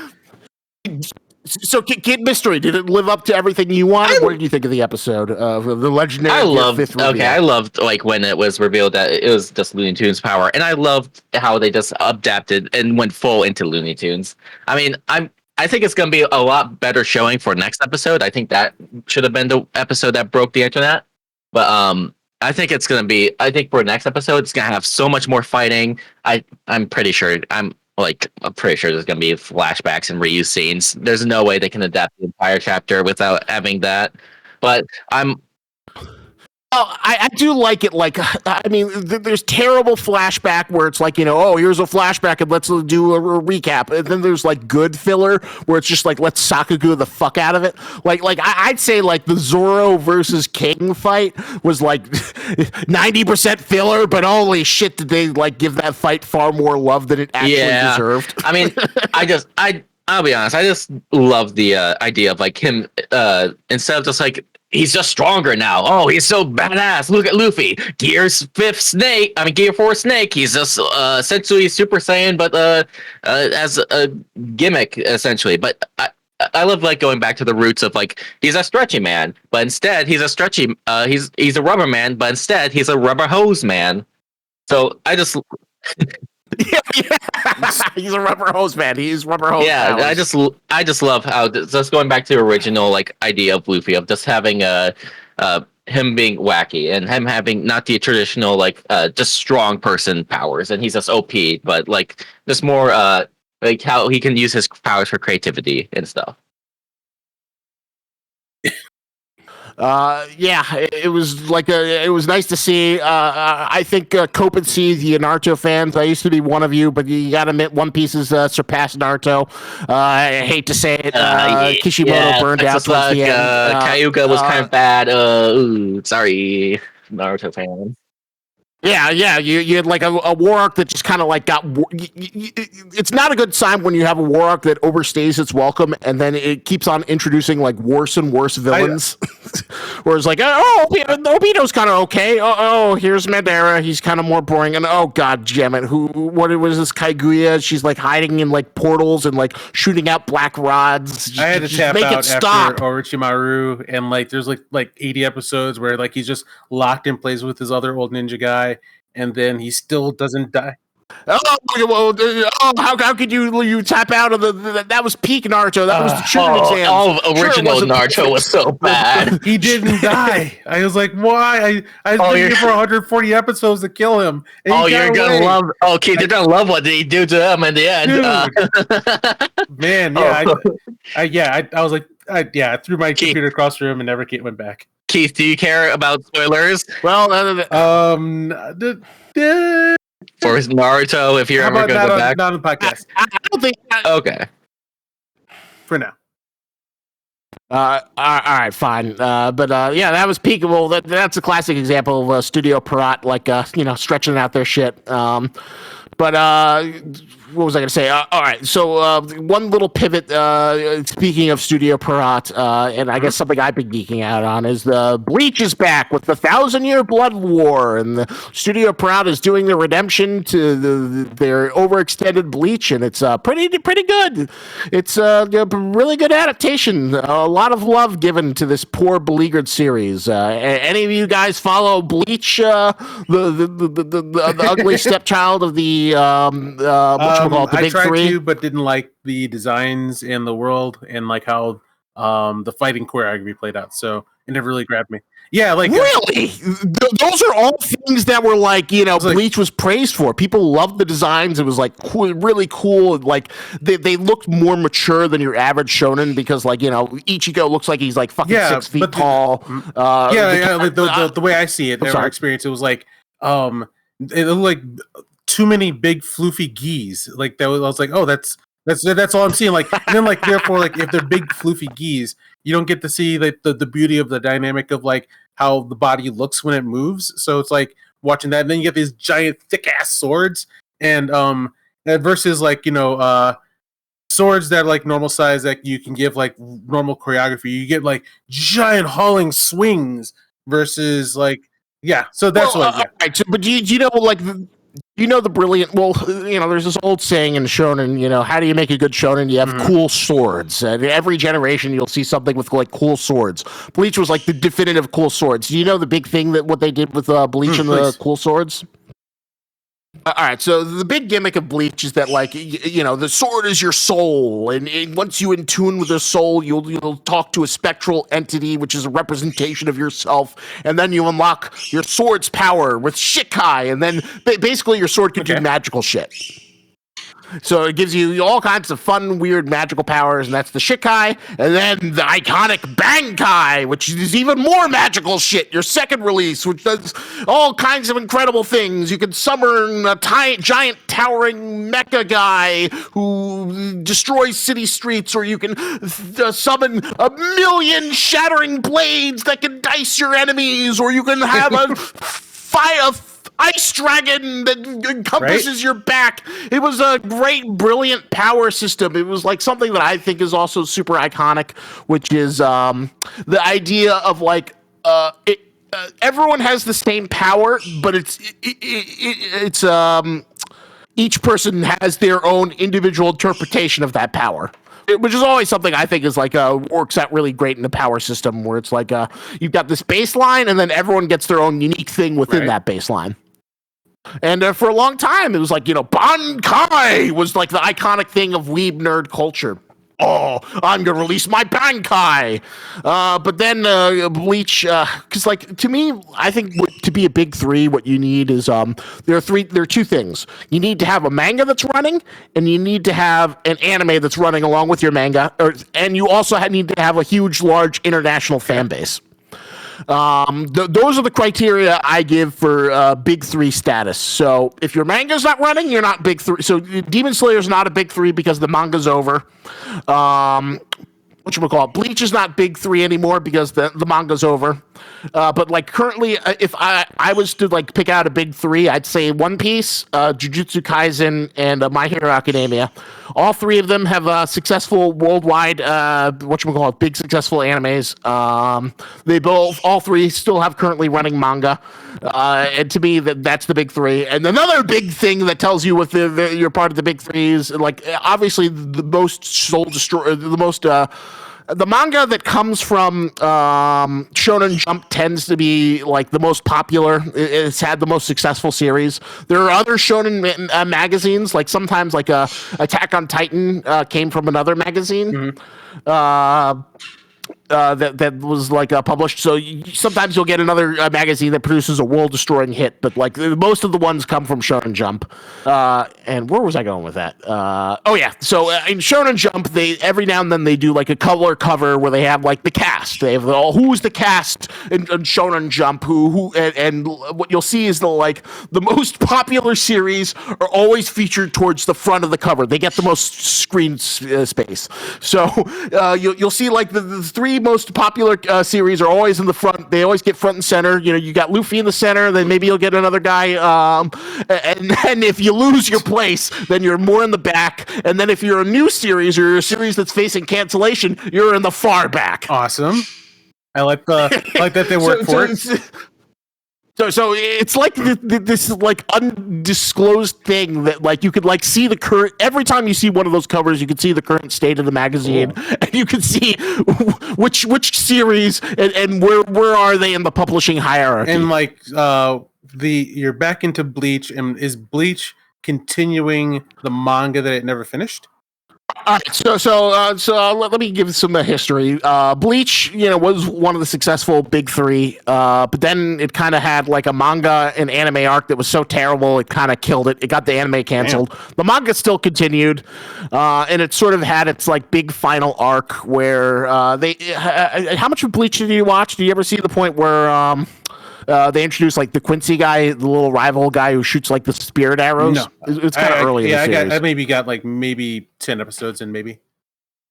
Such a shame. Like once it gets past like that, I'll give you this: the initial arc is not great, but then once they get to Soul Society, that's kind of like peak shonen. It's an arc that is so good that it managed to like basically make the Bleach go on for become big three on the status of that good arc. But every arc that came after it was kind of like not as good, to the point where it had like one arc that was so terrible it killed the anime. It wasn't enough to kill the series, but it killed the anime. So Kubo did like one last big arc to wrap everything up. That never got animated, but now it's back. The 1,000-Year Blood War is animating the big Quincy versus Soul Reaper war. It had its first course last year, and then the second course is airing now, and it's a great adaptation. Not quite enough, like good enough to like recommend to someone. If you didn't give a shit about Bleach, then don't bother. This is just pure anime nostalgia, so it's nice to see a studio go back and kind of like give this arc love, even though I think all of Bleach's contemporaries surpassed it. But I have a lot of nostalgia for Bleach because the way I experienced it was like a big bonding point for me and and my roommate. We were kind of like, we weren't really bonding, but then we were like, kind of like watching anime together, and then we like were torrenting it, and it was like the big new thing, and we experienced the peak arc together, and we were following and getting excited to watch each new week, and it was like really bonding over this shared experience of experiencing this arc in real time with each other. That has forever given Bleach a sentimental place in my heart. So it's nice to see this material being treated with such love and care, and see Studio Product get to like flex its muscles with some great animation pieces. So I've been really enjoying that. Any other questions or thoughts on Bleach, or since I've been taking the stage for so long? I think I'm good. Do you buy the toy? Yeah. Do you do toys? Like it? No. I'm very cheap. I'm not buying anything. But I'm sure that there's plenty of really great Bleach figurines out there. Like all good anime. Like at its peak, Bleach was like a $7 billion franchise. Oh my god! Well, here's what I'm kind of curious. Kid Mystery, what do you think of Bleach? Are the Zoomer kids talking about it? Has there been a resurgence? Like I'm still amazed that Naruto is still relevant. That they didn't like just throw that out and be like, nah, that's lame, that's stupid, it's gay.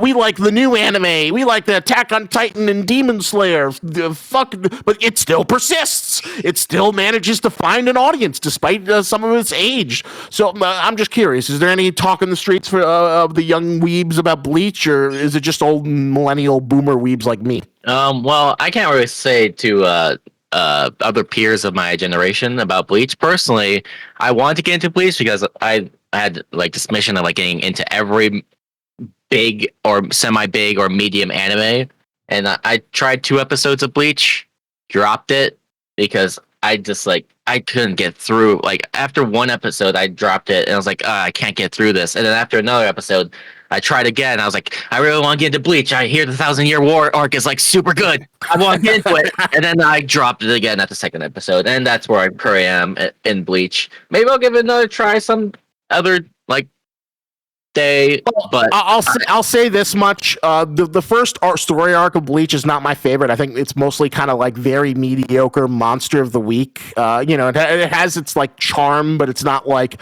if you watch it, it'll just feel like a lot of other animes. But if you can push your way through that to like, I don't know, like episode 10 or 12 or 13, and then you get to like the introduction to the Soul Society arc, that's kind of like where it was the peak. It was like Bleach's Chunin exam. It was a legendary arc with a guy firing on all cylinders, and that's where the series kind of like finds its groove when you're introducing the concept of the Shikai and the Bankai and talking to the soul of your sword, and then Ichigo goes through this training arc, and he's in this strange world where buildings are, and he sees this cool mysterious guy, and you're like, who's this mysterious guy? And the mysterious guy's like, I am you. I am the soul of your sword.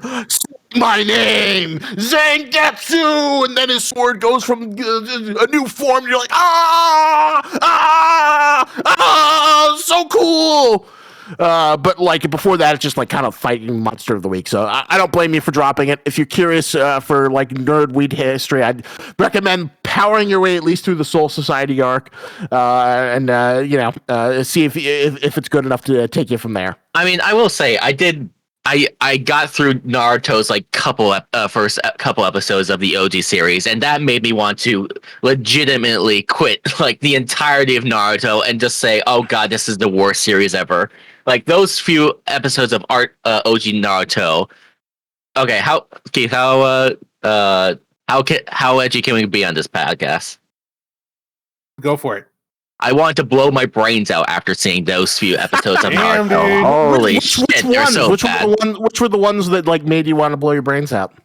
Fuck, man, so back in 6th grade, I was like a staunch manga first, anime second, but eventually like I realized and manga's too expensive. I don't have the ability to get a subscription, and I can't get everything from a library. Well, that's why you go to the illegal sites. but yeah, I gave up. But I gave up on doing manga. But I originally read some of the first issues of Naruto and One Piece on manga in 6th grade, and I thought they were like pretty good. And I went back to them so then I got this a subscription for Funimation. I watched the first episode of Naruto with Iruka and the whole introduction. I was like, oh god, this is shit. And then we went to the what was it, the first arc. Yeah, the Land of Waves. I was like, oh god, this is even more shit. Why is every character so annoying, and the voice acting? Why is it so like? Oh god, I thought like they said the English dub of this series was good. What happened? Why is it just bad though? It's something you get used to, So I think the Naruto dub is one of the least offensive once you kind of like get into it. But obviously, the Japanese is better. Yeah, I mean, I got into it by Shippuden, and Shippuden I think was really good. But like that first like episode in Land of Waves arc really just like turned me off to Naruto. Like it made me want to not like touch it at all with the. Well, yeah, there's a lot of like classic like stretching. Let's drag it up. Oh, let's see what Sakura's doing. It's the classic, studio clown. They're as much beloved and hated as Toei Animation for like getting these like really big popular series. But for every like the way you either get used to it and you just kind of like tolerate it for like the big signature moments, like the famous Rock Lee versus Gaara fight, the fight of a generation. Oh yeah, I remember that. Oh, that was so good. Rock Lee versus Gaara. Yeah, and then it kind of perks, like, oh, you're like, oh, this is peak, but, there are a lot of lows, which is why I'm still amazed that Naruto still has, like, new fans, because, like, I'd imagine most of the kids, when you've got, like, something like Demon Slayer, which is, like, just, razor sharp, no filler, no bullshit, with the highest budget, the pride of Japan, and then you go back to the, some of the worser episodes of Naruto, but, there's some still cores that still appeal to people, anyway, finish what your thoughts were. But yeah, I mean, I've survived the worst of like Naruto. I feel like I can survive the worst of Bleach. I mean, God, I remember the Sasuke retrieval arc before the final battle when they had all those individual battles with like Sasuke's like Orochimaru friends. Oh, yeah, God, that was so 4 guys. Bad. Oh, it was so bad. I literally just skipped a lot of episodes. How can you complain about that? Those had so many iconic moments where Neji gets shot through the arm, Shikamaru doing his super smart shit, the drunken Rock Lee. Yeah, I mean, Drunken Rock 3 was good, but like the others, I just could not care an inch about. I literally skipped some entire sections or episodes just so I can get the cool fights of Naruto fighting Sasuke and Rock Lee doing his drunk shenanigans. Yeah, some of them are not like adapted to the best. But also, I'm curious. What did you guys think of the One Piece live action? Where are you guys feeling for that? So my feelings on it are, continually, they're doing a great job. Don't want them to do it though. Don't do this. Stop it. But if you're going to have to do it, I keep on seeing it looks really good. It's just like I just don't want it. Oh yeah, me and Keith had this. Oh, sorry. Finish your thought. Me and Keith had this entire debate, like at the airport, of like whether adapting something is like inherently good or inherently bad.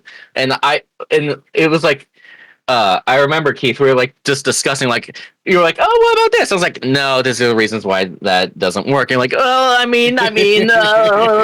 Yeah. I am nothing like your mother. Okay, she's stubborn in a bad way. I'm stubborn in a way. Yeah, I don't know. You're totally different. No, it seems like the same. Honestly, I don't know about that. But like, yeah, we were talking about like Godzilla adaptation. What do we need this for? Like, One Piece is already a masterpiece. Good. Why do I? Why do I even want to look at? I'm gonna like point out something. There's a really good observation that there's this One Piece YouTuber Randy Troy who has like a filmmaking background, so he gives like better analysis than your usual fan people, and he had like a really astute observation. Why it matters is because when something is live action, it means this is a story that is worthy of mainstream consumption. It is the most mainstream validation that you can have. And I think I'm being snobby about that. Like, Gondor needs no king. Okay, Gondor has no king. We need no king. We don't need your live action. Okay. Well, But here's the thing. Here's the thing. This is from the studio that gave us the live action Death Note and Cowboy Bebop. Oh shit! The biggest question now is, did they learn their lessons from those other two? I think okay. Here's MJ, some. what do you think though? So out of the person here who's like the least familiar with the One Piece canon, or has only read like 15 chapters, but I'm just curious. Did that like trailer on its own? Like, how much do you think it appeals to like a normie sensibility? I have a function in this group. At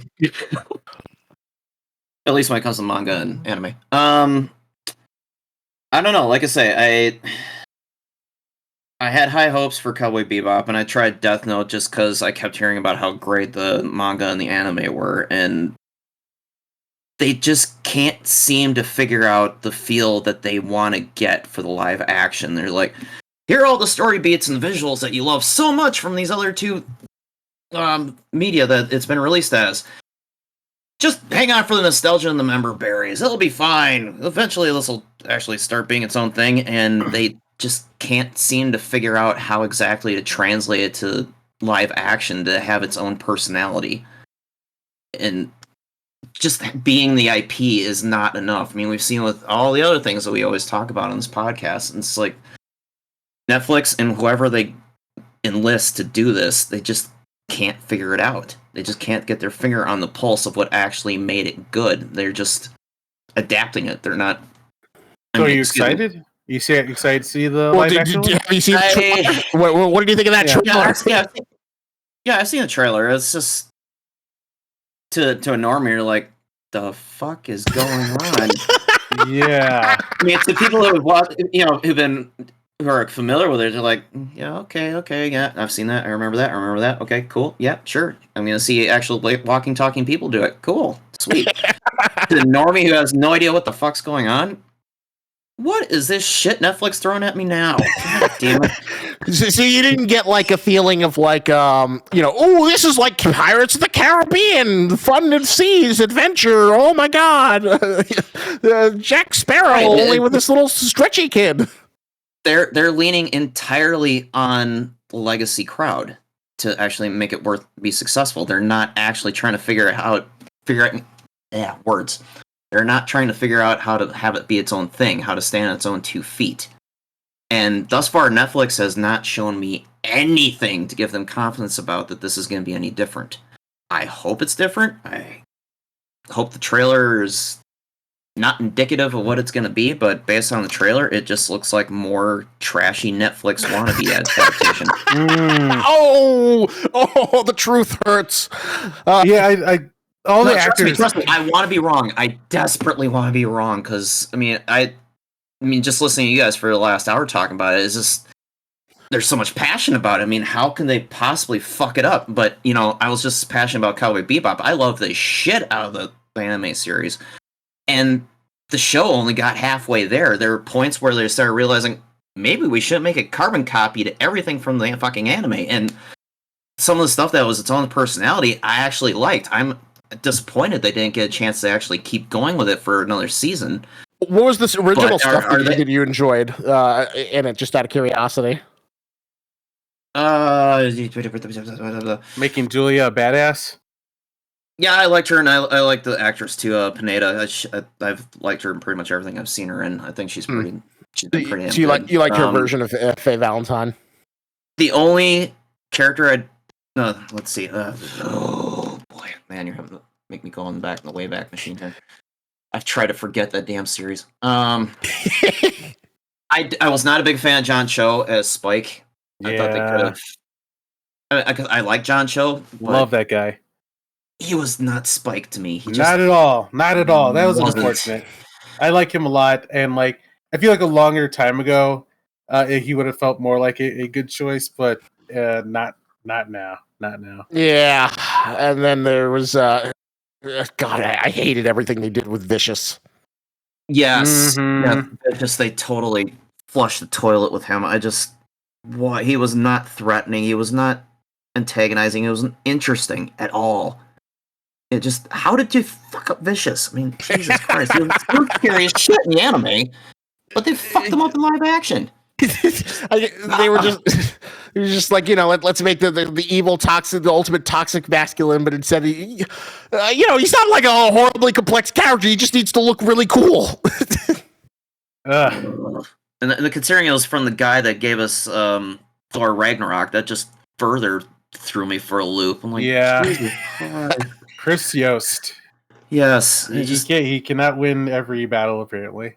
Yeah, apparently not. So anyway, getting back to the root point, I sincerely hope that the showrunners for the live-action One Piece have learned their lesson from what's happened before, but I'm not keeping my hopes up. Well, you want to hear something funny? I'm like arranging this, like I'm trying to arrange on Labor Day weekend to like have a friend come up from Maryland and then have another friend from New York and then drive in and have like a big One Piece party where we all watch the live action for better or worse. Awesome.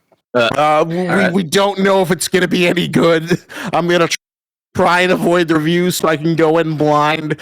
I want it to be good. Oh God, I see goodness in there, but I also see like a bajillion warning signs that are just like red flags. Like, the Nami actress just seems really flat and modern in all of her fucking lines. Arlong looks terrible. How many episodes is it going to be? 10. Oh wait, no, 8. No, 8. It's 8. So it's 8, okay. And it's going to try. It was 10. Most of all of the East Blue stuff. I was going to say we should podcast about it and like not say a single word about what we think about before the podcast. Okay. Not to each other, at least. Do you mind? Sorry, go on. Oh, I want to chime in here, and because I haven't had a lot of hope for the One Piece live action as like previously. But I've been like sort of following every production, every like the producers and what they said and everything like concerning to it. So I probably, if I were to guess, I probably have the most knowledge out of anyone in the podcast about like what's going on with like the live action stuff. Like, has anyone seen like the YouTube channel Nox, or it's like this anime channel and like they've done like I haven't seen. Oh, are you talking about the Reverie where they brought in like the guy who's like the show head writer who's coming? Yeah, but like it's a different channel. It's called like Nox, and like they basically there's this one video that they made like reacting to the old anime live action stuff, and it's like one of the showrunners, and like they like publicly like criticize like how like they did it in the past specifically. Like they criticized like the Cowboy Bebop live action and how like they can't do stuff, and he said like literally they can't do stuff literally. So literally from the manga, and you have to find ways to like find that balance. And apparently, like I don't have faith like they can do it, because I don't think you can really do One Piece like what I think it's gonna be like just a 5 out of 10 with some like corny lines, some cringe possible scenes, but like how they're doing it right now, like the person they got, I feel like is like the best chance they got. Like yes. His specific line to the Netflix like producers was like, "Hey, if you're gonna do One Piece, you're gonna have to do it with me. I'm the best person in Hollywood to probably just do it, because most people are not gonna be able to do this." I like his enthusiasm, his look. You're talking about the Luffy kid or like the producer? Just to like clarify. Luffy kid. All right. But yeah, the showrunner, like it's like listening to like interviews with him, like he seems like a genuine like anime like manga geek, and like it seems like even if it will fail, like he is gonna try the best he can to like get it to a shape where it can look like passable. At least that's what I think. I still think it's gonna be a 5 out of 10. I still think it's gonna have like some of the problems. I know I've seen the warning spikes too. Like, but I also trust like the actors. Like, I mean, like, at least like Luffy's actor, I really trust. Zoro's actor seems pretty good. Sanji's actor seems really good. Usopp's seems like fun and stuff. I honestly haven't seen that much of Nami's character. So I can't really speak on the point of like Nami being like flat. I mean, I'll have to see. Like Oda specifically said that like he found the Nami scene like where she breaks down in Arlong Park like to be perfect. or is like one of his like favorite scenes in the live action. So I don't know if it's gonna be bad or good. I just think mostly I'm just hoping that Oda is like right about like this, because it is Oda's like want to bring One Piece into like international territories with this live action thing. And mostly my hope for this One Piece live action is to give like Oda his like dream of bringing live action to the world, or to the US, I guess.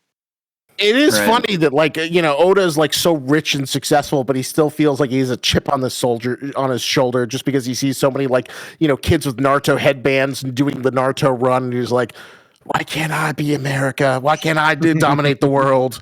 Why can't I have that? Why aren't little kids what you call it yelling gomu gomu no punch? Mhm. But I mean there was like one good scene where like Luffy's giving his big speech, and then the news bird flies away and he says mutiny, and I was like, oh, that's cute. That feels like a really good way to like you're appeasing the One Piece fans, you're also like making the One Piece humor translate into context that is a little bit more palpable for a mainstream audience. That's kind of nice, but it also suffers from that link where it looks really expensive, but it doesn't look expensive enough. So you have like these really good looking sets, but like the costumes like don't really match it. They feel like they don't feel as gritty as like all the ships and whatnot. And you also have like the stretching CGI looks terrible.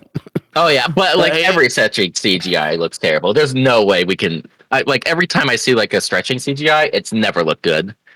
I don't believe I've seen anything like movie wise, big budget wise has stretching powers that looks like genuinely good. So. That's true. I guess I was just like, I want like Spyderverse level talent. Oh God, yeah, we haven't talked about Spyderverse. We got to get into that train. Spyderverse also the Kid Mystery. So you want to debate me about the writer strike?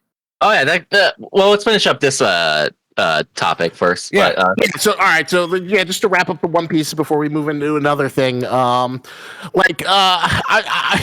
Spyderverse was made for 100 million. The Ninja Turtles movie looks really good. That was made for 70 million. I just want those like hyper talented people putting together this One Piece. The next level Wachowskis.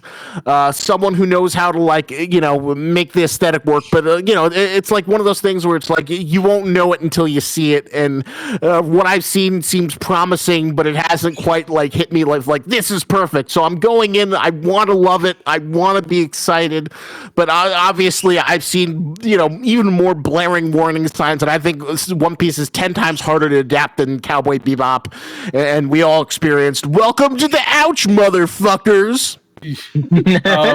I have to its credit, I have experienced at least one or two people who've now have been like, they've seen the live action trailer and they've been like, oh, maybe I should check out the anime. So it is doing some good. Like I bet, my friends have asked me like, where do I find it? And so it's not all bad. So now you mentioned that, Isaac, I had to look up how much they're spending per episode on One Piece. How much do you think that they're budgeting for this? The one I've heard is it's between 10 and 18 million, I think, per an episode. From what I've heard, 18 is it mil like per episode? Yeah. So it's up there. It's not quite Secret Invasion level money, but like it's this That's House weird of Dragon money. Yeah, was that how much did they spend? Amazing. So you can't say that they're not putting their best foot forward on this. I would love it. As a weeb, like, manga is like more mainstream than it's ever been. And I also feel like, now that video game movies are going to kind of reaching their nadir and they're finally seeing their time in the sun, it feels like we're just on the cusp of the manga revolution. But you need that first good one to really hit to like, and I would love it to be this one. All the kids look adorable and all their behind the scenes stuff. They have a lot of like chemistry, they're the hearts in the right place. Did you see that clip where they had like whatchamacallit, the live action Luffy go to Japan, meet the voice of Japanese Luffy, and I then saw she a did. picture. Oh yeah, Yeah. I saw the clip. And then she like gives him a straw hat and tells him, Aw. bring this back to me when you're a great pirate. Dude, Nice. that is full of love. Oh yeah, they also had like a. Sorry. They also had him go to the actual like manga like studio and like meet some of the like editors and people who make the One Piece manga, and God, it was super cute. that is my ultimate dream. Is I want to either see Ichiro Oda dragged before like a Comic-Con stage, or this will never happen. But I would love to be a fly in the wall and like get to meet him or either another mangaka creator. So what debate would there be for the writer's strike? Oh yeah. Wait, is that all we're talking about? Is that all for the One Piece live action, or did anyone? I think we're done with is there right. anything else? But yeah, I think we've really exhausted One Piece live action. All right. Yeah. What's the debate? All right. Well, I feel okay. Listen, Keith.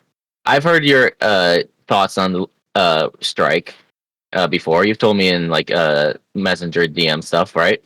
Okay. What am I correct? You're correct, I think. Like my mainly my take is inconclusive, leaning toward good pay. My thing is, I feel like some of like your like rhetoric in public and like what you've told me in the past is I disagree with the writer strike. I think the writer strike and ergo the SAG-AFTRA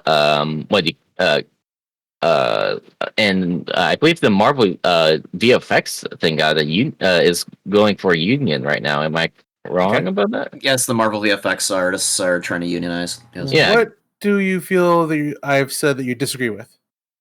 I believe you said that. Well, I mean, you haven't been completely like disagreement on it. You have said that it's at this point it's unknown. I believe. Am I wrong? I'll say that I have not looked fully into the reasons. I haven't looked at all into the reasons against the strike, so I don't know if there are any good reasons. No. I'm saying like you haven't like looked or. Wait, have you said? I believe you said. Like, I'm just curious, Kid Mystery. Are you like pro or anti-strike? Like, what is your position that's so contrary to what Keith? Keith okay. Said? I am very like. Hold on, let me get my doc up because I had like this whole like thing where I wanted to get my points a little bit across in a simpler way. I'm very like pro of the writer strike thing. I'm very because like mostly because of the I'm wanting to go into entertainment industry myself as like a writer / animator / all that, and I want to make sure like my future specifically when I get into that is like secured and not basically a gig job or replaced by like AI stuff. And I like if you said you haven't have you looked into some of the reasons for the strike, Keith? Yes. How extensively? I'll say service level. But yeah, what do you disagree with? I believe in the previous like podcast I was in, you said like it like my general impression was like you're kind of unknown, not leaning towards or against the strike. Or just like I guess my answer is like it's complex. Like it's complex. Yeah, we definitely want people to get paid, but where does the money come from? That Steve Arnell spoke up and he's like, yeah, this is not the way to do it. And I didn't look enough into like other ways of doing it. So I can't say for sure that this is the best way to do it because I haven't looked into why other ways to do it. That's okay. Well, on your point on Stephen Amell, I believe recently we had a like a photo of Stephen Amell on the strike thing. Okay. So that's I maybe change his position. Maybe it's Hollywood bullshit of just like if you don't get in line, you don't get in line. You get in a lot of trouble. Yeah. Yeah. But I don't think there's a debate here. Like, well, what I'm saying is, I think that I think that it's just like just a general net positive for the strike thing, because mostly because it is really the most like direct approach on because like we've had people had like conversations before with the big studios with I believe it is the AMPTP Mhm.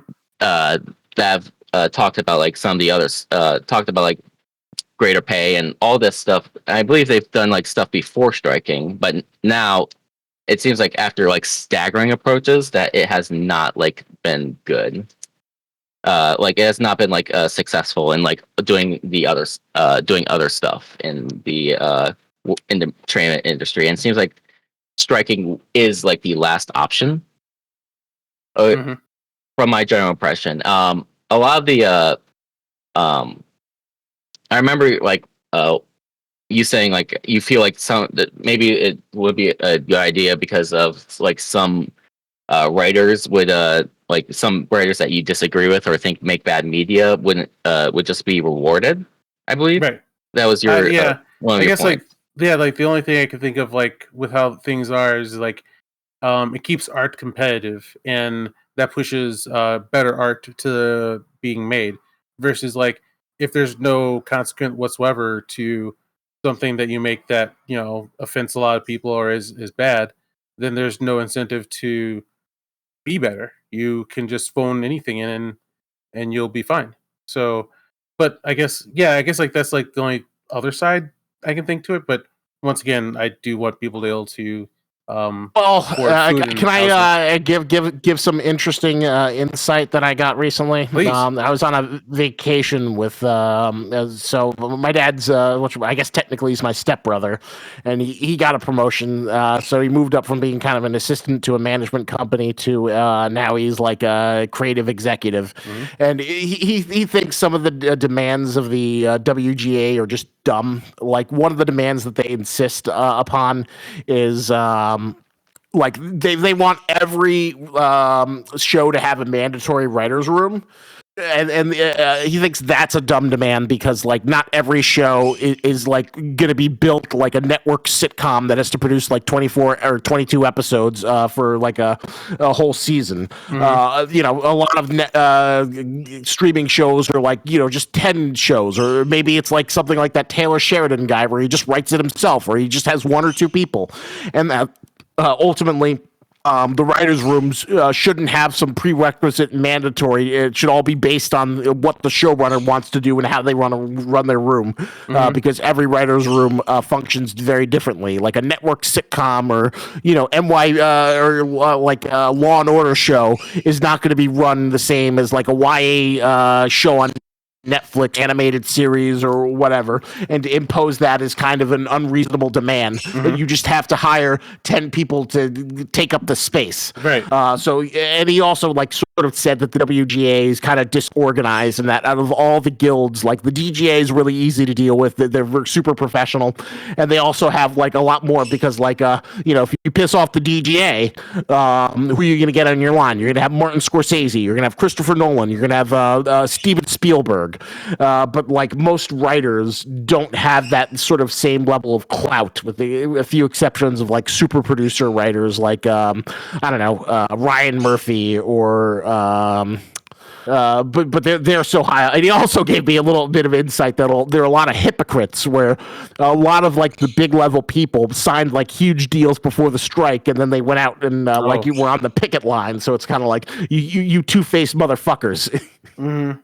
They're showing support and solidarity, man. Come on. Yeah, showing support and solidarity while getting their big bags.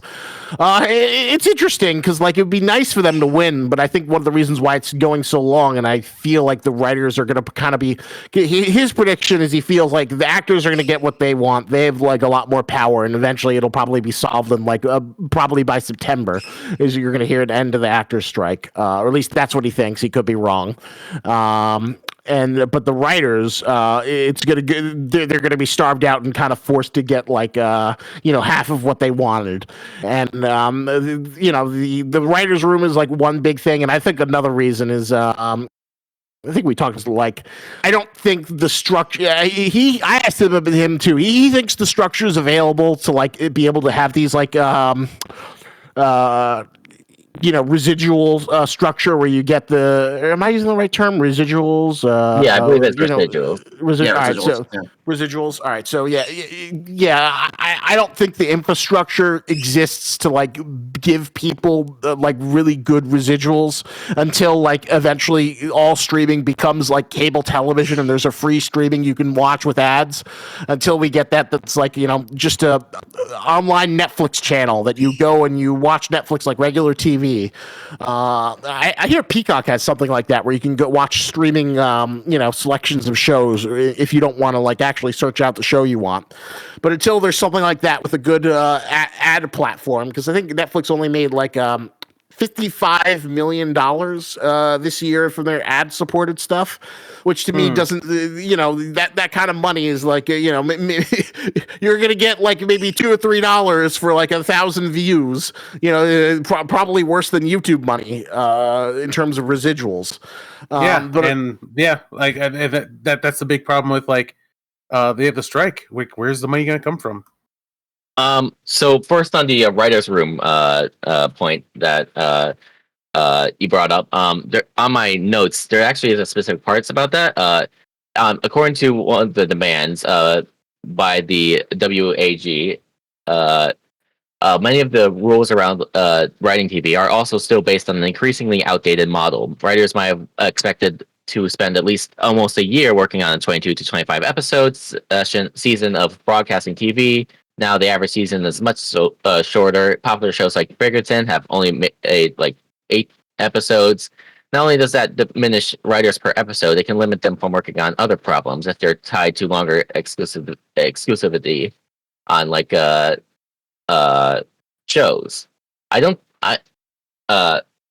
have like a list of like specific like demands that they had on the for I'm just gonna say WAG instead of just saying WAG because that's a lot more simpler. For WAG, It's but not WGA. I thought it was WGA. Yeah. Oh yeah, I'm looking at it right now. Oh, it's WGA. I must have. I think I'm like it's like 2023 pattern of demands. Is that the demand? No, is that the official? No, it's Writers Guild of America, right?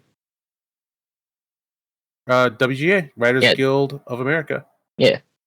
But there's also like I think the more point is like TV shows wants to staff like a certain numbers for a period of time. Like they want like a lot of TV shows are making like mini rooms or only like handfuls of like writers are working on a series, and they're like often employed during development before a show is greenlit. That means it basically means writers can work on like a series that doesn't get picked up as much as a year after they work on it, or not at all, and has circumvented some of the protections that the WGA members have been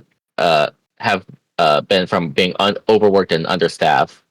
Like these, essentially, like the rise of like streaming stuff has made a little bit of like the writers' room just kind of like cause some problems because of like how like shows are being ever produced and like staffed. I think is this part of like where it says address the abuses of the mini rooms? Yeah, I believe so. And essentially, right? I believe I'm not an expert on like what your stepfather like specifically said, or like what the WGA are like claiming. But I think if I were to take an educated guess, I would say that I think they're wanting to like more update like the new ways of like writing instead of like keeping to like these weird ways that like the rise of streaming have made writers room a bit like wacky, I guess, and like just make it more up to date to reflect better pay and stuff. At least that's my interpretation. My fingers are crossed. I think we agree with pretty much everything. And that it's just complex. It goes from like compensation down to where does the money come from to I hope they figure this out because I need my Cobra Kai. And don't want to live without it. Is there anything else that we can talk about, or should we go to the next subject? Was the final season in production, or was it stopped because of the strike? I think it got stopped. It was halted. Yeah. Ugh. Just one more season to go. We're almost finished, and well, like it has been talked before. I mean, the whole economics behind streaming is a clusterfuck right now, anyway. So having the writers and the actors strike over that and artificial intelligence was pretty much inevitable. There was no way that they were going to get around it because, the studios are going to clutch onto their money as tightly and dearly as they possibly can, even though they're all bleeding money left and right because everybody had their collective heads up their asses about how they were going to recoup the money from streaming. I mean, they priced the services way too low, but they were pricing low to get the consumers to come in and actually start to jump on it. And now everybody's starting to complain, oh, my streaming service is going up another $2 a month. How can I possibly afford this? I might as well just go back to cable television. Blah, blah, blah, blah. Like, well, they had to recoup the money somehow. I mean, Netflix was spending money like drunken sailors on all these original development projects. Mm-hmm. Let alone every other platform, Paramount Plus, what have you. Also, all this was inevitable. Nobody just nobody wanted to admit it and actually put their foot down and say, this needs to be at least break even. I keep hoping they're so desperate and hungry for profits. Like, no, this has to break even. Everybody still has to make a living. All the people are actually making the content. I have a small hope that there'll be a sudden snap and a whole bunch of these streaming services will just disappear and we'll have to go back to physical media. I kind of really want that. I make kind that of like fun having again. the shelf space back. Yeah. Oh yeah. Fewer things it won't to happen. dust. It won't happen. But making it special again. It was what's really special when the DVD came out or when it finally aired on HBO. I'm being nostalgic. We're not going back. But so anyway. Oh yeah, did you hear all the wacky stuff they're doing with AI with studios making AI task force and seeing how much they can cut cost and lobbying people to make sure they can use AI without any taxes. That stuff is wild. Any way they can save a buck as well as make a buck, they are gonna explore it. I mean, the fact that they're asking background actors to sign over the rights to their faces after initial appearance with no residuals coming from subsequent use, you've got to be effing kidding me. That is complete and utter bullshit. Because every actor starts out as a background actor. They're extras and they get on the call sheet. That's how they work their way up. Nobody's just discovered on the street and just thrown into a starring role right away. It's happened, but it's one in a million that ever happens to, of all the people that get thrown into Hollywood and then churned out. So, asking those background actors to sign over their potential livelihoods from the get-go, that is complete and utter bullshit, and the studio should have known better to ever propose it. So I don't blame them. I don't blame them for striking against that kind of bullshit. Yeah, a lot of corporate overreach. How much more could we milk it? We completely understand. I remember there was this quote from Bob Iger that a lot of people pushed back against, where he was "I'm sorry, I wish they understood how complicated this is." And I think he was from his millionaire's retreat. Oh yeah, didn't Bob Iger was confirmed to be the person who said we'll make those people, we'll make the writers just homeless, and then they'll come back to us. I don't think it was him. Nope, that would have been bigger news. Well, no. I remember it was Ron Perlman implied that it was Bob Iger who said that specifically. Here. We're almost on 3 hours, and I think we should be closing up. And we should talk about Spyderverse. And specifically Spyderverse. But is there anything else we should do before we start to try to to wrap this up? Maybe like a rapid round of like things you've been enjoying, and then go into Spider-Verse, or just to make sure everyone vice got versa. to, like things they're getting. Let's do Spider-Verse and then rapid fire things we've been into, and then close up. Kirby. Yep. Sure. All right, MJ, what are your thoughts about this? Was it like Across the Spider-Verse? Yeah, Across the Spider-Verse. Yeah, I know it gets a little confusing as they just changed that one word in the long title. Into the Spider-Verse became Across the Spider-Verse, and then what's the third one going to be called? Into, Across, and Beyond. Beyond the Spider-Verse? Yeah, probably. Because I got to do the whole Star Trek Beyond thing. I really liked it. I thought it was a great sequel to the first one. I'm a little disappointed the soundtrack wasn't as fantastic as the first one, because that first soundtrack was bloody amazing. But I thought it was a good continuation of Miles' story and expanding on the ripple effect of him becoming Spider-Man throughout the Spider-Verse. Even though I kind of find it funny that they're just Spider-Men across, Spider people across all the universes and none of the other heroes. Even though they briefly touched on that one comment from Spider-Man 2099 and Earth 9999. Earth 9999. Sorry. I kind of like the fact that they kind of pivoted to making Spider-Gwen the center of the story, and her life and her Earth and how things are for her. And I'm kind of wondering who they're going to center on as the main character for the third one. If it's going to be like Peter B. Parker's story, or if it's going to be something like that. But of course, that's it's still Miles' story, but I don't know if it like completely like got rid of his focus. No. Okay, let me put it this way: that they expanded that much more on Spider-Gwen's life in addition to Miles' life. Kind of made it like the Miles 1A and Gwen 1B, because they were pretty much the parallel stories for the entire film. Oh. So I'm just wondering what they're going to make like the 1C for Beyond the Spider-Verse. They're going to come back around as Peter B. Parker, or if they're going to go more into Spider-Man 2099's life, even though they seem to simplify that pretty much for this particular movie. But yeah, overall, I really liked it. I'm glad to see it's making bank, and it's helping to further cement that there is going to be a third one, if and when they could ever make the third one. But yeah, I really loved it. Kid Mystery, what'd you think? I thought it was good. I mean, yeah, it's like one of those movies that you just know is going to be just like a 9 or a 10 out of 10.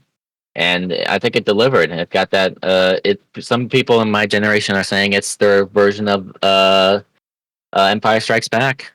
Yeah. I like that. So the vacation that Kid Mystery and I went on, we went to VidCon, and that was a fun experience. We went to like one panel that had animators at it, and it was really fun to hear like all these animators. Each one of them were like, each one of them had to bring up Across the Spider-Verse as like a new benchmark has been hit for creativity and animation. So, yeah. It's a shame that Spyderverse had to be, with all its goodness, had to be made using the slave minds of the animators. Oh, like the animators got pre-crushed. Oh, they were the people who like run the animation team, I believe. Also made Mitchell's and versus the Mitchell family versus the Machines are like kind of notorious for like over producing their like animators for like deadlines and stuff, and redoing a bunch of scenes. That's why I heard that Chris Lord and Phil Miller. I mean, that one hand that makes what makes their stuff so good, but they often revise things and have them redo entire sequences, and that's one big reason why the fourth one isn't going to come until isn't coming next year. Yeah, and also that's kind of why the reason why there's like so many alternate scenes, and why the release of Spyderverse is like so wacky. Like remember like how the audio was like. In reports of like audio being weird, or like different like scenes between different theaters was there. That's most likely the reason why, because of like all the redrawings of all that stuff with film and the other person. Yeah, the audio did get a little too glitchy at times, but then that kind of add to the whole atmosphere of how glitchy jumping between dimensions was in that movie. So yeah, it kind of fit. But any other thoughts on Across Spider-Verse Mystery? But yeah, I mean, I just think it's a really good movie. I thoroughly enjoyed it. I mean, what can you say about Spyderverse that hasn't been really said? It's just a good movie. And Isaac, what'd you think? I thought it was fantastic. I think if all the diversity movies were as good as Spider-Verse, you could just, point at people and say, you're just a bigot who doesn't like people of different colors in movies, and it would be a much simpler world. But most of it isn't as good as Spider-Verse. I thought some of the Gwen scenes were a little indulgent, and it was a little bit slow, but I thought it was like so visually imaginative and so playful. And I also love the idea that like, the main villain or the throwaway villain who's usually used to open up a superhero movie becomes the big bad just because he was made fun That was of. quite the twist. I was like, all right, can't wait to get this guy out of the way. Who are we really fighting? And he doesn't go away, and he's that was like a really smart twist. Yes. Although it does lead to a little minor complaint that, like, the alternate versions of Spider-Man villains are so fun. It kind of took away from that, but it was like a really smart idea. The idea that like the first introductory gag villain actually becomes a threat because you wanted to get rid of him, like the introductory gag villain, and then he becomes this horrible existential threat where it was like it's the bagel effect. You get a bagel thrown, now you're going to destroy the universe. Now he's a freaking multiversal destroyer. That was cool. That was really cute. Because like I was looking, I'm like, oh, he's really creative. But like, I can see how they'll get tired of him with his powers and then move on. But then the powers just kept him building and building, and yeah. So what'd you think of the Leonardo da Vinci vulture? Loved it. He was really cool. He was really imaginative. It was just like so much imagining. Like I know, like whatchamacall, a lot of people think Hobie Jones is going to become like Spider-Punk is going to become this generation-defining characters that's going to push like young people towards leftism, but like the fact that so much care is given to like so much, and it's so visually inventive. I guess I was a little disappointed that it didn't have like a better end point, because like at the end it feels like it's building up to this climax, and you're like, all right, what's the point? It's gonna leave it. And I did like the ending where you see like the evil Miles Morales who turns into the Prowler, and I'm like, oh god, this is how next level people are working on this, because none of the people who work at Marvel would think of this. This is like such a brilliant idea. Yeah. I guess continuing from that, any other thoughts on Across? I thought it was a brilliant addition, a little bloated, but like I love that it's like a such an influential. I love the memes of like Miguel O'Hara. It's a canon event. they played like the Stinger music, and they show him in front of the Titanic or the Holocaust or some other tragedy. It's a canon event, bro. Although obviously, I'm sure that they're going to like Miles Morales is going to come to some sort of resolution. I'm curious to see what that resolution is, but we're going to find out somehow that there's another way to avoid canon events. I was a little disappointed though in some aspect, because like I thought, didn't we kind of like do this in the first movie? The idea of canon events and the idea that like all the Spider people are united by moments of tragedy. That was like the big. I remember that was a big scene where like when his uncle Aaron dies, and then all the other Spider Hams like, well, my Ben Ham Parker died, and then Penny Parker was like, yeah, we all have these moments. And I thought that was kind of like addressing the canon event, so I thought we kind of like already dealt with that. But I hope the team of Lord and Miller come up with a brilliant new take on it. Let's see. Yeah, so like you're saying, like they addressed in the first movie, but I guess like it was like thematic versus like a world versus danger? I guess universal, like if you defy this canon event, it'll break the universe, which means that the Spider-Men are locked into this thing where certain people are allowed to die, or else the universe blows up. I'm very curious how they resolve this, because like it's one of those things that I usually hate about heroes that Miles is doing right now, that I hope they justify, where like he's being told, hey, look, if you do this, like your family, everybody's family, trillions of people die, so you have to let your father. Where are you going, Miles? I don't care. I'm gonna save him. Like, dude, like you, like get, like I don't know, like I need more of a discussion of why you're right. going against this. You're right. It's like one of those emotionally frustrating moments where it's like, Miles is the nice kid, but he's not a super genius, and he doesn't really have a solution. it's like one of those things where it's like, okay, so what's the alternative choice? It was very like Miss Marvel, where it's like, well, let the exploding nuke kid walk free, even though you didn't. It could have taken just a line. Oh, the red scarves know everything about Nor reactions. We can diffuse it, but they didn't even do that. So I'm curious to see what the resolution is and how they'll justify it. Because like as of right now, it looks like Miles has no solution for this horrible thing of the universe that everyone has to live with. Just that it's bad and we have to repel it. Yeah, everyone else has to go live with this, Miles. But you're gonna take your chances on nuking everyone ever in your universe. But it's for a great story. Yeah, they're trying to bank on the fact of what would you do in that situation? Would you look at the great... I mean, we have the benefit of, being the viewer, and we can see the big picture literally and figuratively. But, they're in the story. They're in the moment. What would you do in that moment? And, Miles' default mindset is there is always hope. There's no way I can give up on somebody for the quote-unquote greater good.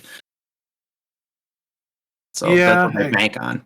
I get it. Is it, I guess, like tad too simplified versus giving me just give us maybe one line of there's only just a 1% chance it'll work out or something like that. What I would do is look at all the information. All the information says all these computers from across the multi galaxies says if I push this button, I don't actually save my family. I kill everyone, but I'm going to do it anyway.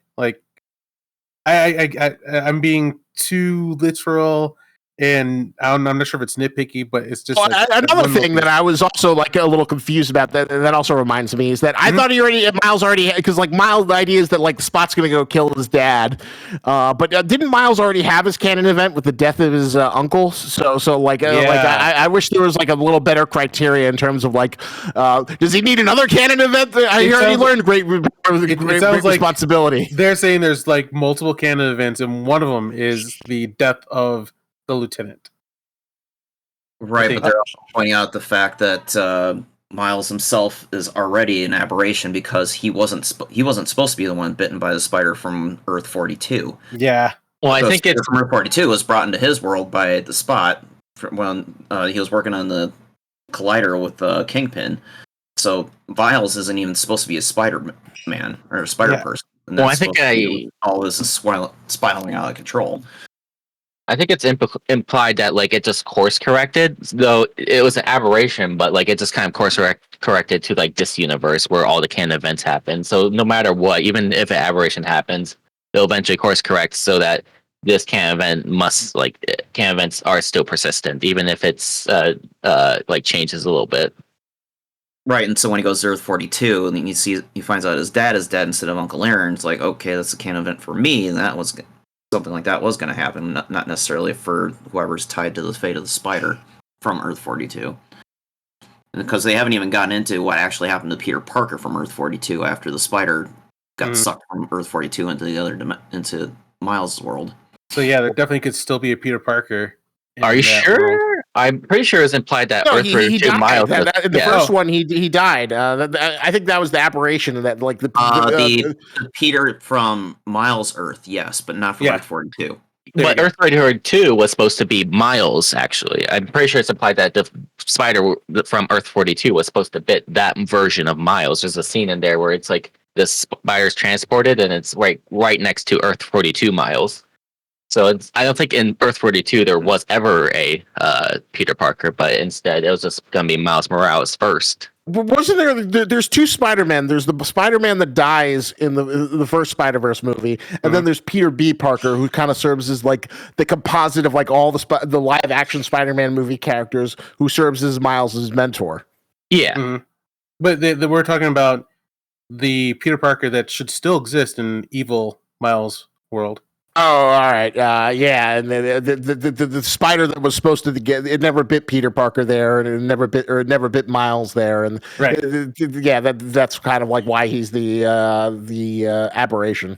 So we could still have that Peter Parker in play. But I'm saying I don't think that's true. I don't think that there was ever supposed to be a Peter Parker in Earth 42. There's only why I would see there what you be? mean, but I didn't see anything saying that a depowered Peter Parker isn't just walking around being a regular person. I mean, he could be there, but he was never supposed to be bit. It was supposed to be Miles in Earth 42, the evil Miles that was supposed to be bit. Is what I'm saying. Yeah, that I'll need confirmation on. I'm There's not. that. Yeah, Here, do you we'll want have me to to send see. you the Phil thing? Lord Let's and see. Miller will have to confirm it in the sequel. Spider. Hold on. Spider-Verse across the Spider-Verse, and also I believe there's a Earth 42 bit byte right here. Here's the scene. This is I'm gonna copy image and paste it in general.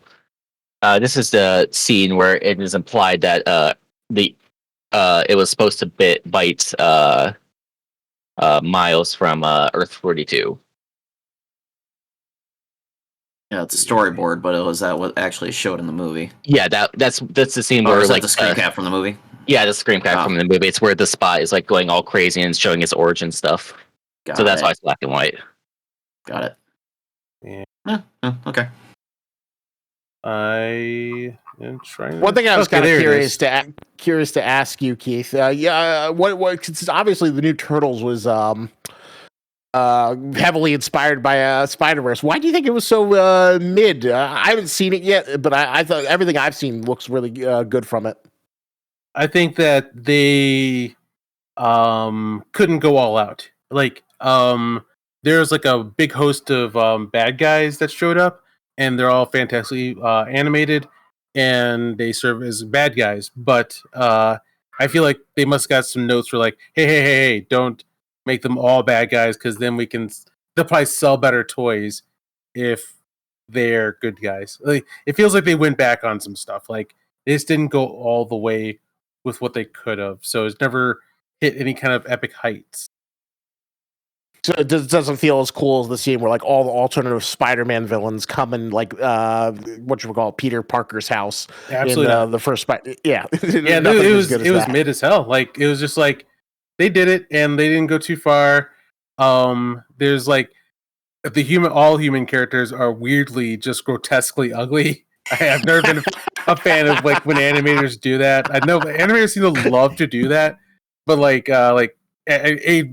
there's like the debate about April and how kind of ugly she looks. But it's her and every character, like every human character that just waddles and shambles onto the screen. It's just like some kind of like grotesque caricature. And the defense I'd give that from what I heard from the production team is the idea was like, so it should feel like a kid's doodles from their Trapper Keeper of Beavis and Butthead brought to life, which is why everyone looks so ugly and misshapen. That works. I mean, okay, that it works for what they're going for, but I wonder like how big of an audience exists that wants that. So I'm not sure. I guess I didn't see how much they made this week, because like, yeah, I wasn't sure if like there'd be a huge drop off. It seems like it is not really a huge hit. Everyone says it's successful, and there's already a sequel and a TV series. I think there was like a Midnight's Edge video where he said like this Turtles exists just to fill licensing contractual obligations. But I don't know. It's weird because like it feels like a lot of good ideas. Like it feels like the freshest take I've seen on the Turtles. I like that they actually feel like real teenagers who are like doing jackass stunts. I think when they're like talking over each other, it feels really cute and like a new dynamic that we haven't quite seen before. Yeah, they are great as characters, and like the designs. Like this is like some of the best that they've ever been, or some of the best they've ever looked.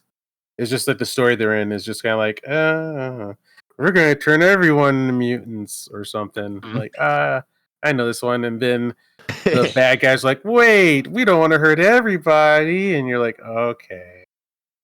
Yeah, it feels like it kind of like you're putting the cart before the horse, where you're introducing all the other mutants when you should probably just introduce one, versus like, hey, let's just put in all the action figures. Or like, if you're gonna make, to me, I always hate like if you're gonna make a bad guy, commit to just have them be bad guys. Don't have them be good at the end with a snap of a finger, which is they very much did in the movie. Kid Mystery, what'd you think? I mean, felt like a kids movie with really good animation. So It didn't yeah. reach the heights of Puss in Boots or Spider. No. Absolutely not. Did not. It Not didn't reach the even rights close. of TMNT 2007. Ooh. But I have high praise for 2007. I love that movie. Thought that was one of the best. But yeah, like I thought, like no one really talks about that one, so that should be an easy one to top. But I did not see it topped. The story is way better. What about the Rise of the TMNT movie or that franchise? Because I've seen like clips of animation. I know that one looks like it went really hard. I never looked at any of that one. That one was from what I've seen, it looks really good. Has a lot of clean animation, a lot of clean storytelling. Mm-hmm. I'll come. It's probably one of those shows that like down the road, maybe I'll come back to it when like I have nothing else to watch, and then I'll find out, oh my god, it was so awesome, like I did with the 2000X TMNT series, which was the best series, I think. Oh, the 2003 series. Yes, yeah, that was the best TMNT series I've seen. It topped the original. That is probably like the most accurate, like to the spirit of the original you can ask for. Yep, Turtles Forever. The movie was one of the best Turtles movies that's ever happened. Maybe number one. Oh, was that the one where they all cross over with the different animation styles? Yes. Yep. Yeah.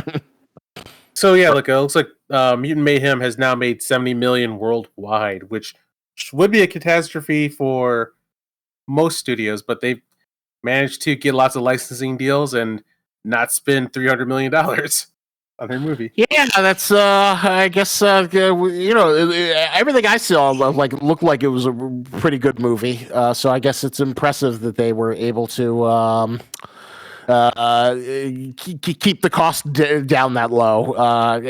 Considering most animated movies, are like $200 million, $150 million. Personally, I grew up with the 2012 series. That's mostly my that's your canon. Whatchamacallit, Ninja Turtles. Yeah. So what was your? I heard the 2012 series was also pretty good. Mm-hmm. Yeah, I remember it being like really good, like classic like 2010 like actually good TV shows akin to like its other like peers. I didn't finish it, but I plan to. That what I've seen, what I watched of it was really, really good. And yeah, that was the one I was talking about with the post-apocalyptic movie or special or episode. There was like one where they're like all like there's a post-apocalyptic series setting where like in one episode or one like special thing they're in like a post-apocalyptic world. Yeah, that's the one I was talking about. 2012. I did not see that one. I saw the post-apocalyptic one for the 2003 episode or series. All right. My final thoughts on Across were that, like, while I was watching it, I could feel that I was hitting some kind of next level of animation. Every like from scene to scene, the action and the designs and the action choreography, it just freaking exploded. It was so much fun and so dazzling, and like I replay over in my mind frames of animation that I loved, and like it's been a while since I've done that for an animated movie.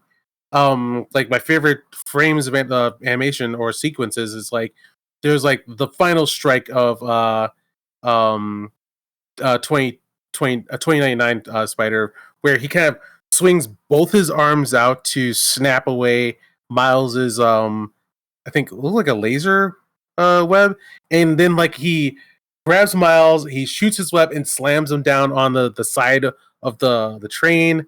I have replayed that just over and over. Like they crushed it. But yeah, I did not expect the full on got you dog cliffhanger coming. And like most of like me and my friends in the theater were like, "Oh no, no!" There was a lot of people in the theater were like, "Oh my god, it's over now!" It's happening. Which is always a nice reaction when you get like people who are like really invested into it, and you get a like communal reaction, which is why I always enjoy the theater experience when you've got like a super engaged group of people.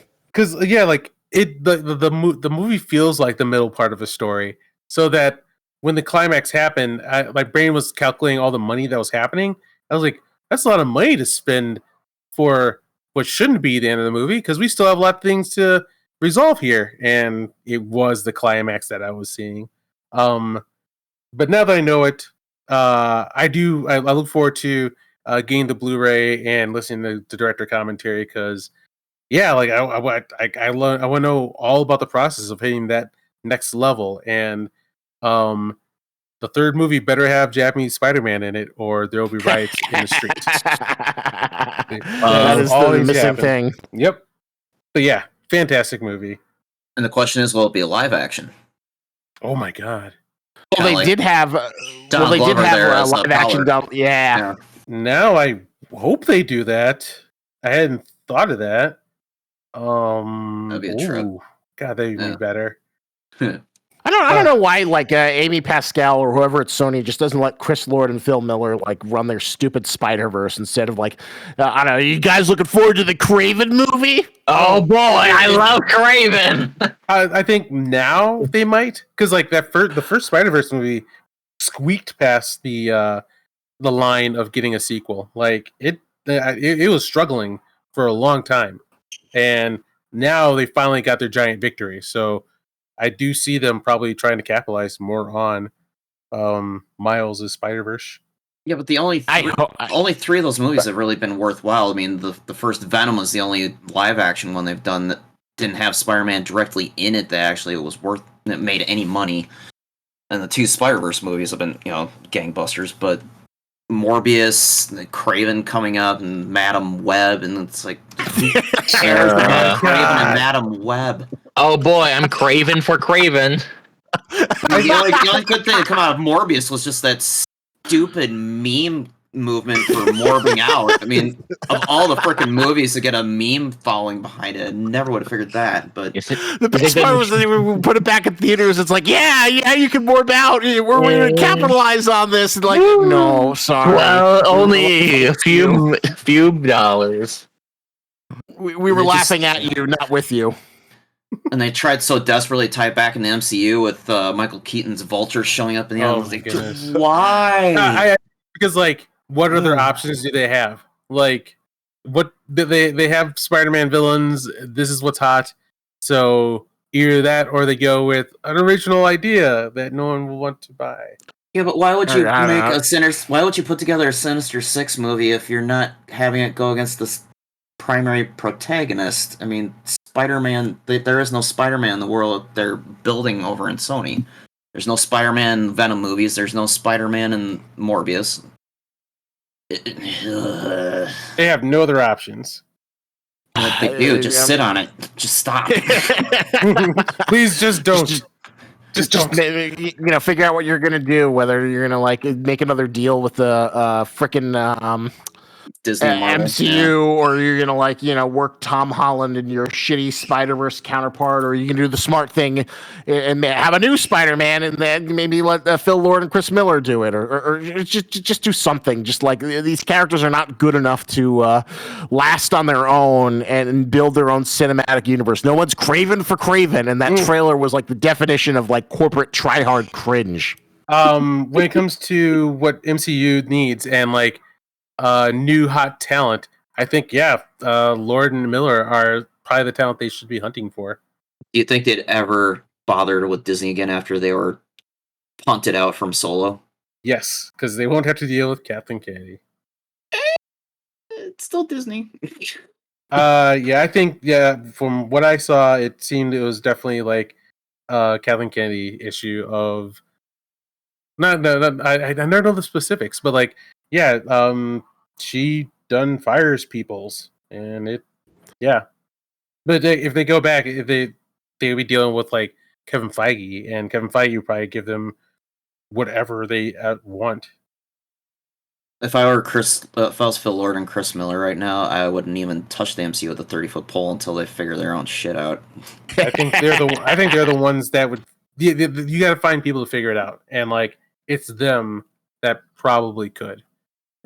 All right, how about let's close this up and do our final enjoyments and recommendations. Isaac? All right, so you can see me at my Lobster Magnet. Oh I no, dropped no, no, two no. recent Sorry, videos. sorry. Oh, Hold all on, right. sorry. My final. All right, Yeah, so final recommendations. final recommendation. Then, All right, so then after that, I'll say all right. goodbye. Right, so my final recommendation. Oh crap! I just thought of another topic to waste time with, but Well, what all right, else so would you? What was the other topic, just in case? ISOM, the ISOM Wars. Oh, Oh, that's a whole episode. yeah. We'll save that. We'll save that for Another another time. time. I do want to get into the ISOM Wars, but all right. So my big recommendation, my final recommendation, is of course another weeb thing. This is a little bit of a bittersweet recommendation because Mappa, the great white hope of anime studios at this moment. They just put out the second season of their flagship show, Jujutsu Kaisen, and oh man, they are just throwing everything at this. They are turning this shonen romp into a prestige series, and holy shit, the first 5 episodes, next level. It makes me a little sad. I was hoping Chainsaw Man would be there, the one that but they said that the DVD sales of Chainsaw Man weren't as good as they would have liked, even though it was profitable, which makes me a very sad panda and shows that the people of Japan have no taste. So I'm very sad about and angry about that, despite the cinematic adaptation that was 100% perfect and true to the source material. But the Jujutsu Kaisen Season 2, it is top level from a top level studio at the top of their game. And I highly recommend it if you want to see one of the big 3 of the current shonen era and see what the top studio is producing. All fun, no filler, just really, really amazing material. All right. Yeah, keep on seeing Jujutsu Kaisen. I've never even tried to look at it, but it's just continually popping up. So maybe I'll have to take a look. Oh, there's a reason why it's like I said, the current big 3 are My Hero Academia, Jujutsu Kaisen. Some people will argue that My Hero Academia doesn't deserve that slot, but I think because it still is a successful anime and successful manga running, even though it's coming to an end, still puts it up there. And Deku is on the front cover. But yeah, those are the current big 3 of the shonen world, the Barnstormers. Yeah, Jujutsu Kaisen, you'll keep on hearing it because it's and it's not too difficult to get into. There's just the first season and a movie, and now the upcoming second season. But I'd say it's worth it just for the second season and the incredible level of love and care that is going into it. It's just some amazing material. All right. Kid Mystery, what would you recommend? Wait, movies or just anything? Anything. Let's see. Whatever's floating your boat. Movies, TV, video games, new things you discovered. Do you want to pass for now too? Think about it. Yeah. Yeah, I think I'll pass. I have to think because not much new stuff has been going on with me that I could recommend. So I have to think about that a little bit. MJ. Mine regards Apple TV. 3 series in particular. Apple TV, please, please, please, just leave Ted Lasso alone. You ended the series with the end of season 3, the best way you could possibly ever end it. It was an up and down 3rd season, but you landed the ending. You stuck the landing on the end. Just leave it alone. Still a great show. Foundation. I rewatched first season before the second season started up a couple weeks ago, and I liked the first season even more upon a second watch. But the second season has been a complete shit show. I don't know what David Goyer is thinking, and the fact that he brought in Jane Espenson, who has shown time and again from her time on Buffy, Angel, and Battlestar Galactica, she's not the tightest writer. Yeah. Second season of Foundation's been a shit show, so that's been a bit of a disappointment. But Silo, which was previously recommended by our sound engineer, Mr. Brian Klein, from the books, they just ended their first season about a month ago, and that was a great series. It's a very slow burn. It's kind of the same post-apocalyptic authoritarian series, and kind of built very similar to how TNT did the Snowpiercer adaptation. But it's a lot more claustrophobic, it's a lot more involving, and it's way more interesting. So, and it has a legitimately satisfying answers to some questions by the end. Yeah, I know you're still kind of on the fence about that one, but the second half of the first season justifies the slow burn of the first half. It's very interesting, and I really hope that Graham Yost, who is also behind your other favorite series, Justified, doesn't. You didn't answer. You didn't answer the question about does it give us some answers? It gives us the answers that are posed by the first half of the season. Yes. All right. I'll get back to it. Yes. But yeah, I really hope that they keep up what they had going from the first season into the second season, because the end of the second season, like, brain fuck. It was great. I loved it. Was the Snowpiercer TV show any good? It was up and down. They committed the cardinal sin that way too many of these book adaptation takes of doing the whole murder mystery angle. Snowpiercer leaned really hard into the murder mystery for the first season, and sadly, Silo kind of did the same thing. But Snowpiercer kind of I kind of put Snowpiercer on the same level as Star Trek Discovery. It's shows that I like in spite of myself.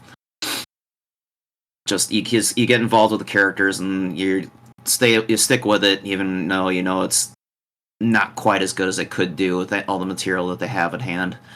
The Snowpiercer series isn't as good as the movie that they did, even though it's produced. I love the movie. Yeah, I forget who did the movie, but Bong Joon-ho. Thank you. I hope I didn't get his name wrong. Yeah, he was one of the creators for the show.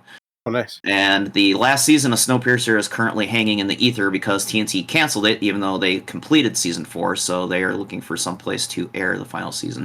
And I really hope they do, because they brought in Clark Gregg, aka Agent Coulson from MCU, in as another character for the 4th season, and I really want to see what they did with him. But cool.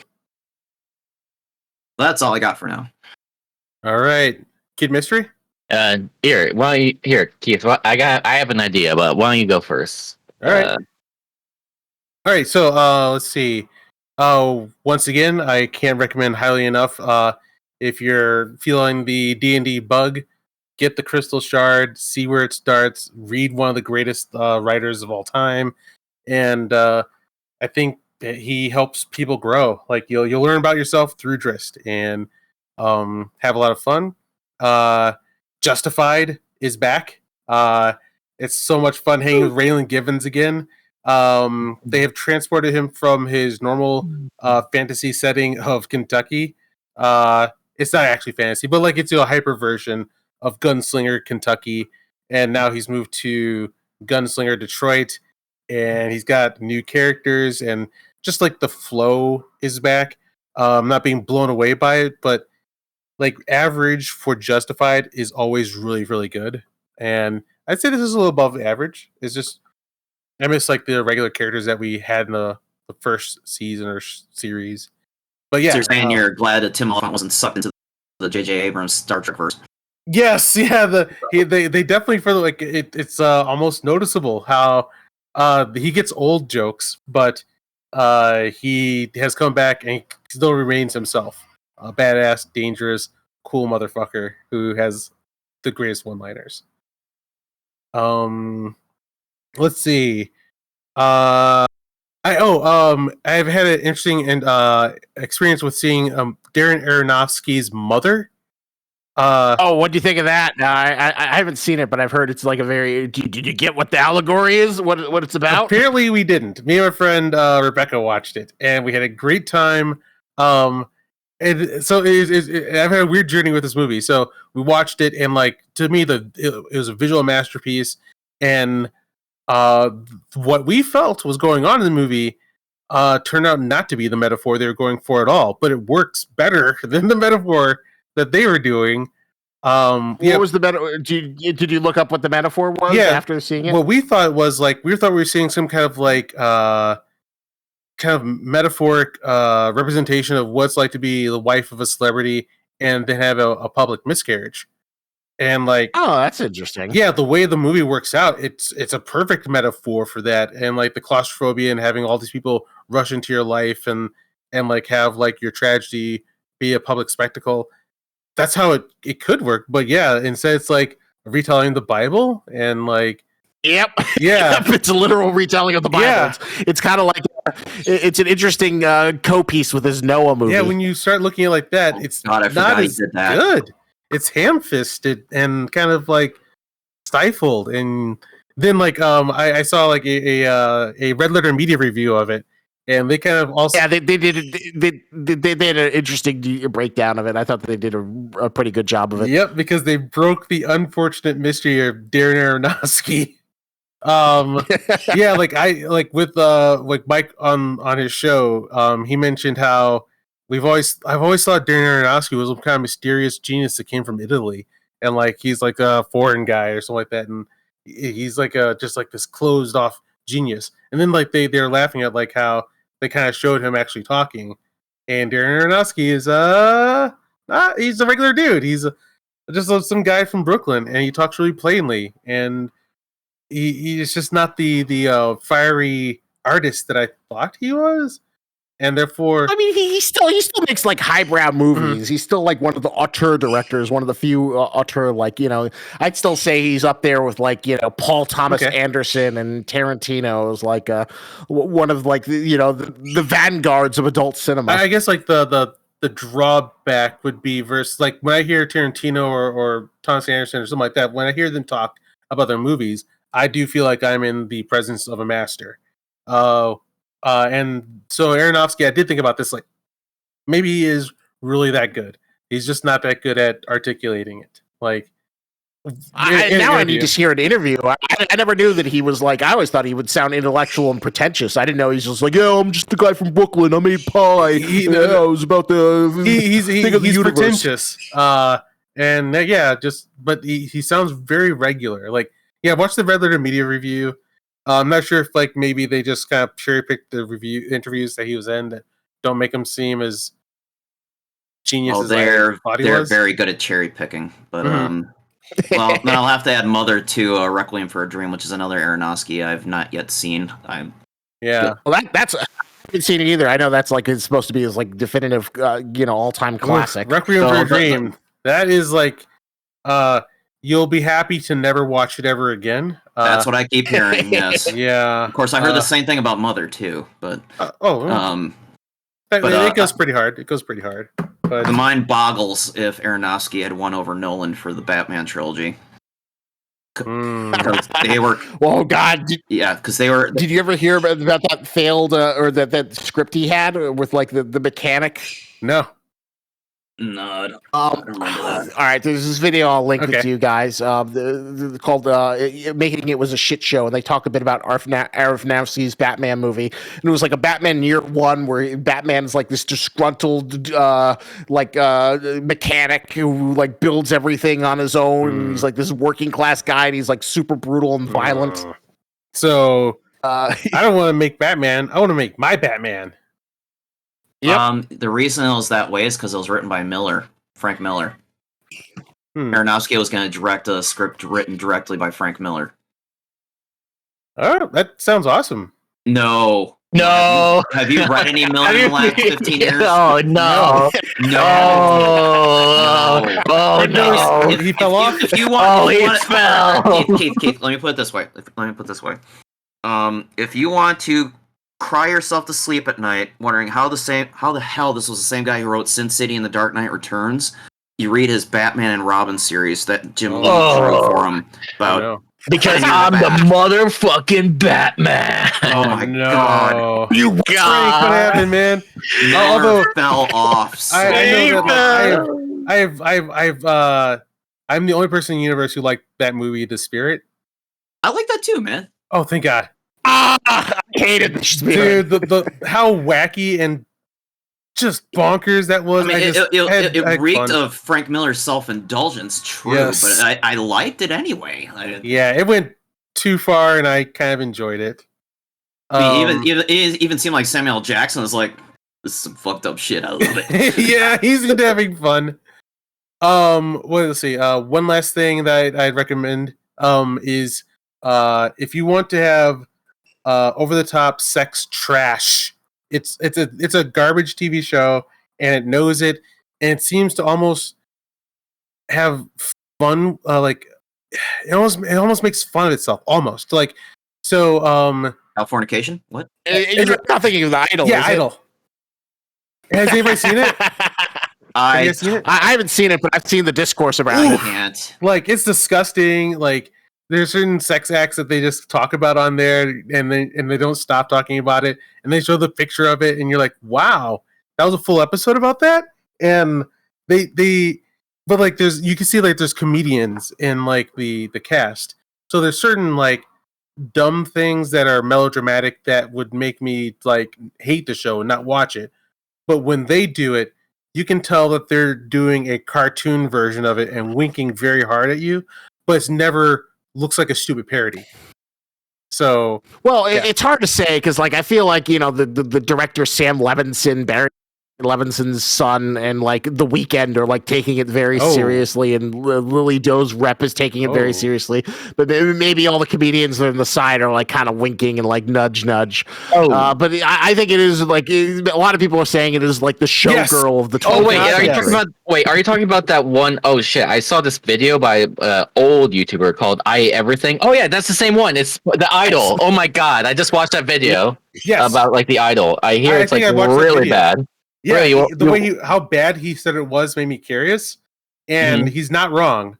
But there's some enjoyment to be had in that going that hard on being garbage trash. There was some fun. There's some fun to be had in it. I still haven't finished the series. I think it's kind of like eating like a very unhealthy hamburger, and you on your like second or third, you're like, I really shouldn't have done that, and it's kind of hard to keep watching it, but trashy hamburger. I saw a trailer for it, and it made me feel like I should go watch the Kardashians or something. It just, no need. Sometimes schlock is fun. Like I said, if you're in the mood for sex trash, it's a fun ride. It's definitely a ride at least. All right, that's all. I'd rather just rewatch Tank Girl. I've been meaning to rewatch Tank Girl for a while.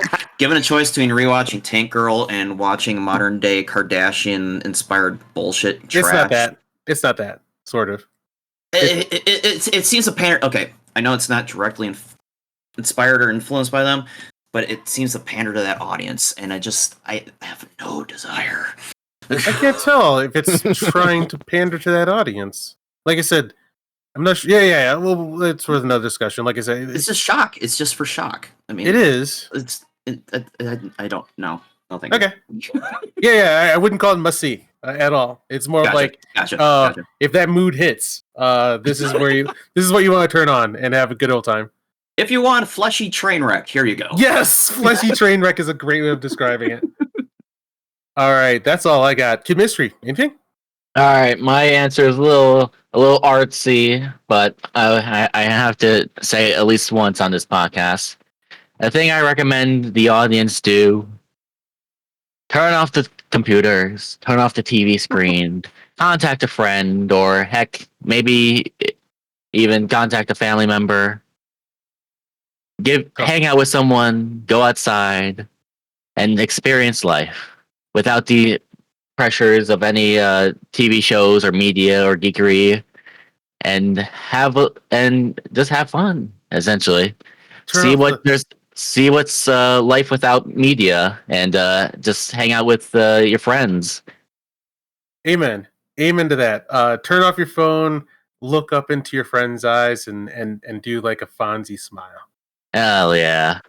It's so wholesome. Although there's an inner part of me that's like, sunlight, and real emotional connections. And I've been having some good times with like trying to make more and more like regular like movie nights with friends. And tonight, and that's why I got in the podcast now pretty soon.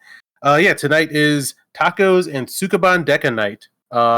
A Japanese schoolgirl with a combat yo-yo who fights cyber crimes and drama, and it's fantastic and it's really good. And then the surprise announcement is that that actress is coming back for a Kamen Rider TV show. So like I've just gotten into her now, and then also to this year I will get to see her as like I guess my age now, and she's going to be in a Kamen Rider show. So that's what I'm doing tonight. And nice. Anyway, as you're after you're done touching grass, make sure to watch the Couch Command podcast right after that. Absolutely. MJ, where can you find more? Where can you find more of you on the internet? I am out on all the socials as MJ3342. That's EMJAY3342. Kid Mystery, how can we find you and your work on the internet? Well, I don't have much of a platform. But I'll get back to you once I get more of a presence. All right. Get on the And TikTok Lobster there, kid. Man, how can we find you? You can find me at Lobster Magnet, my YouTube channel. Check it out. I just put out a review video speculating will Hermione be black in the upcoming Harry Potter series, while also overviewing J.K. Rowling's troubled history and her current state in the political climate and what she'll do. And I also put out a video talking about Skibbity Toilet, so you can learn why that. Oh God! Toilets. I can't believe people found that. I was like, it was like my little like YouTube short. I just like find that randomly, and then like no one would talk about it, and then suddenly it just got exploded. Every like boomer, Gen X, and millennial just found this little series. I just was like there, and I was like, oh my gosh! Somehow it just like everyone found this thing. Otherwise, watch my video, and I explain why I think it has had such weird staying power. Otherwise known as when someone on acid starts playing with Unreal Engine. All right. You can find me at Keith Justice on Instagram, at Keith Hayward on what was once Twitter is now X. Nice. And you can find this podcast and more on popgeeks.com. Please find us also on YouTube, Couch Command Unlimited, and subscribe. And yeah, we're out of there. Good hanging with you guys. We are Ghost.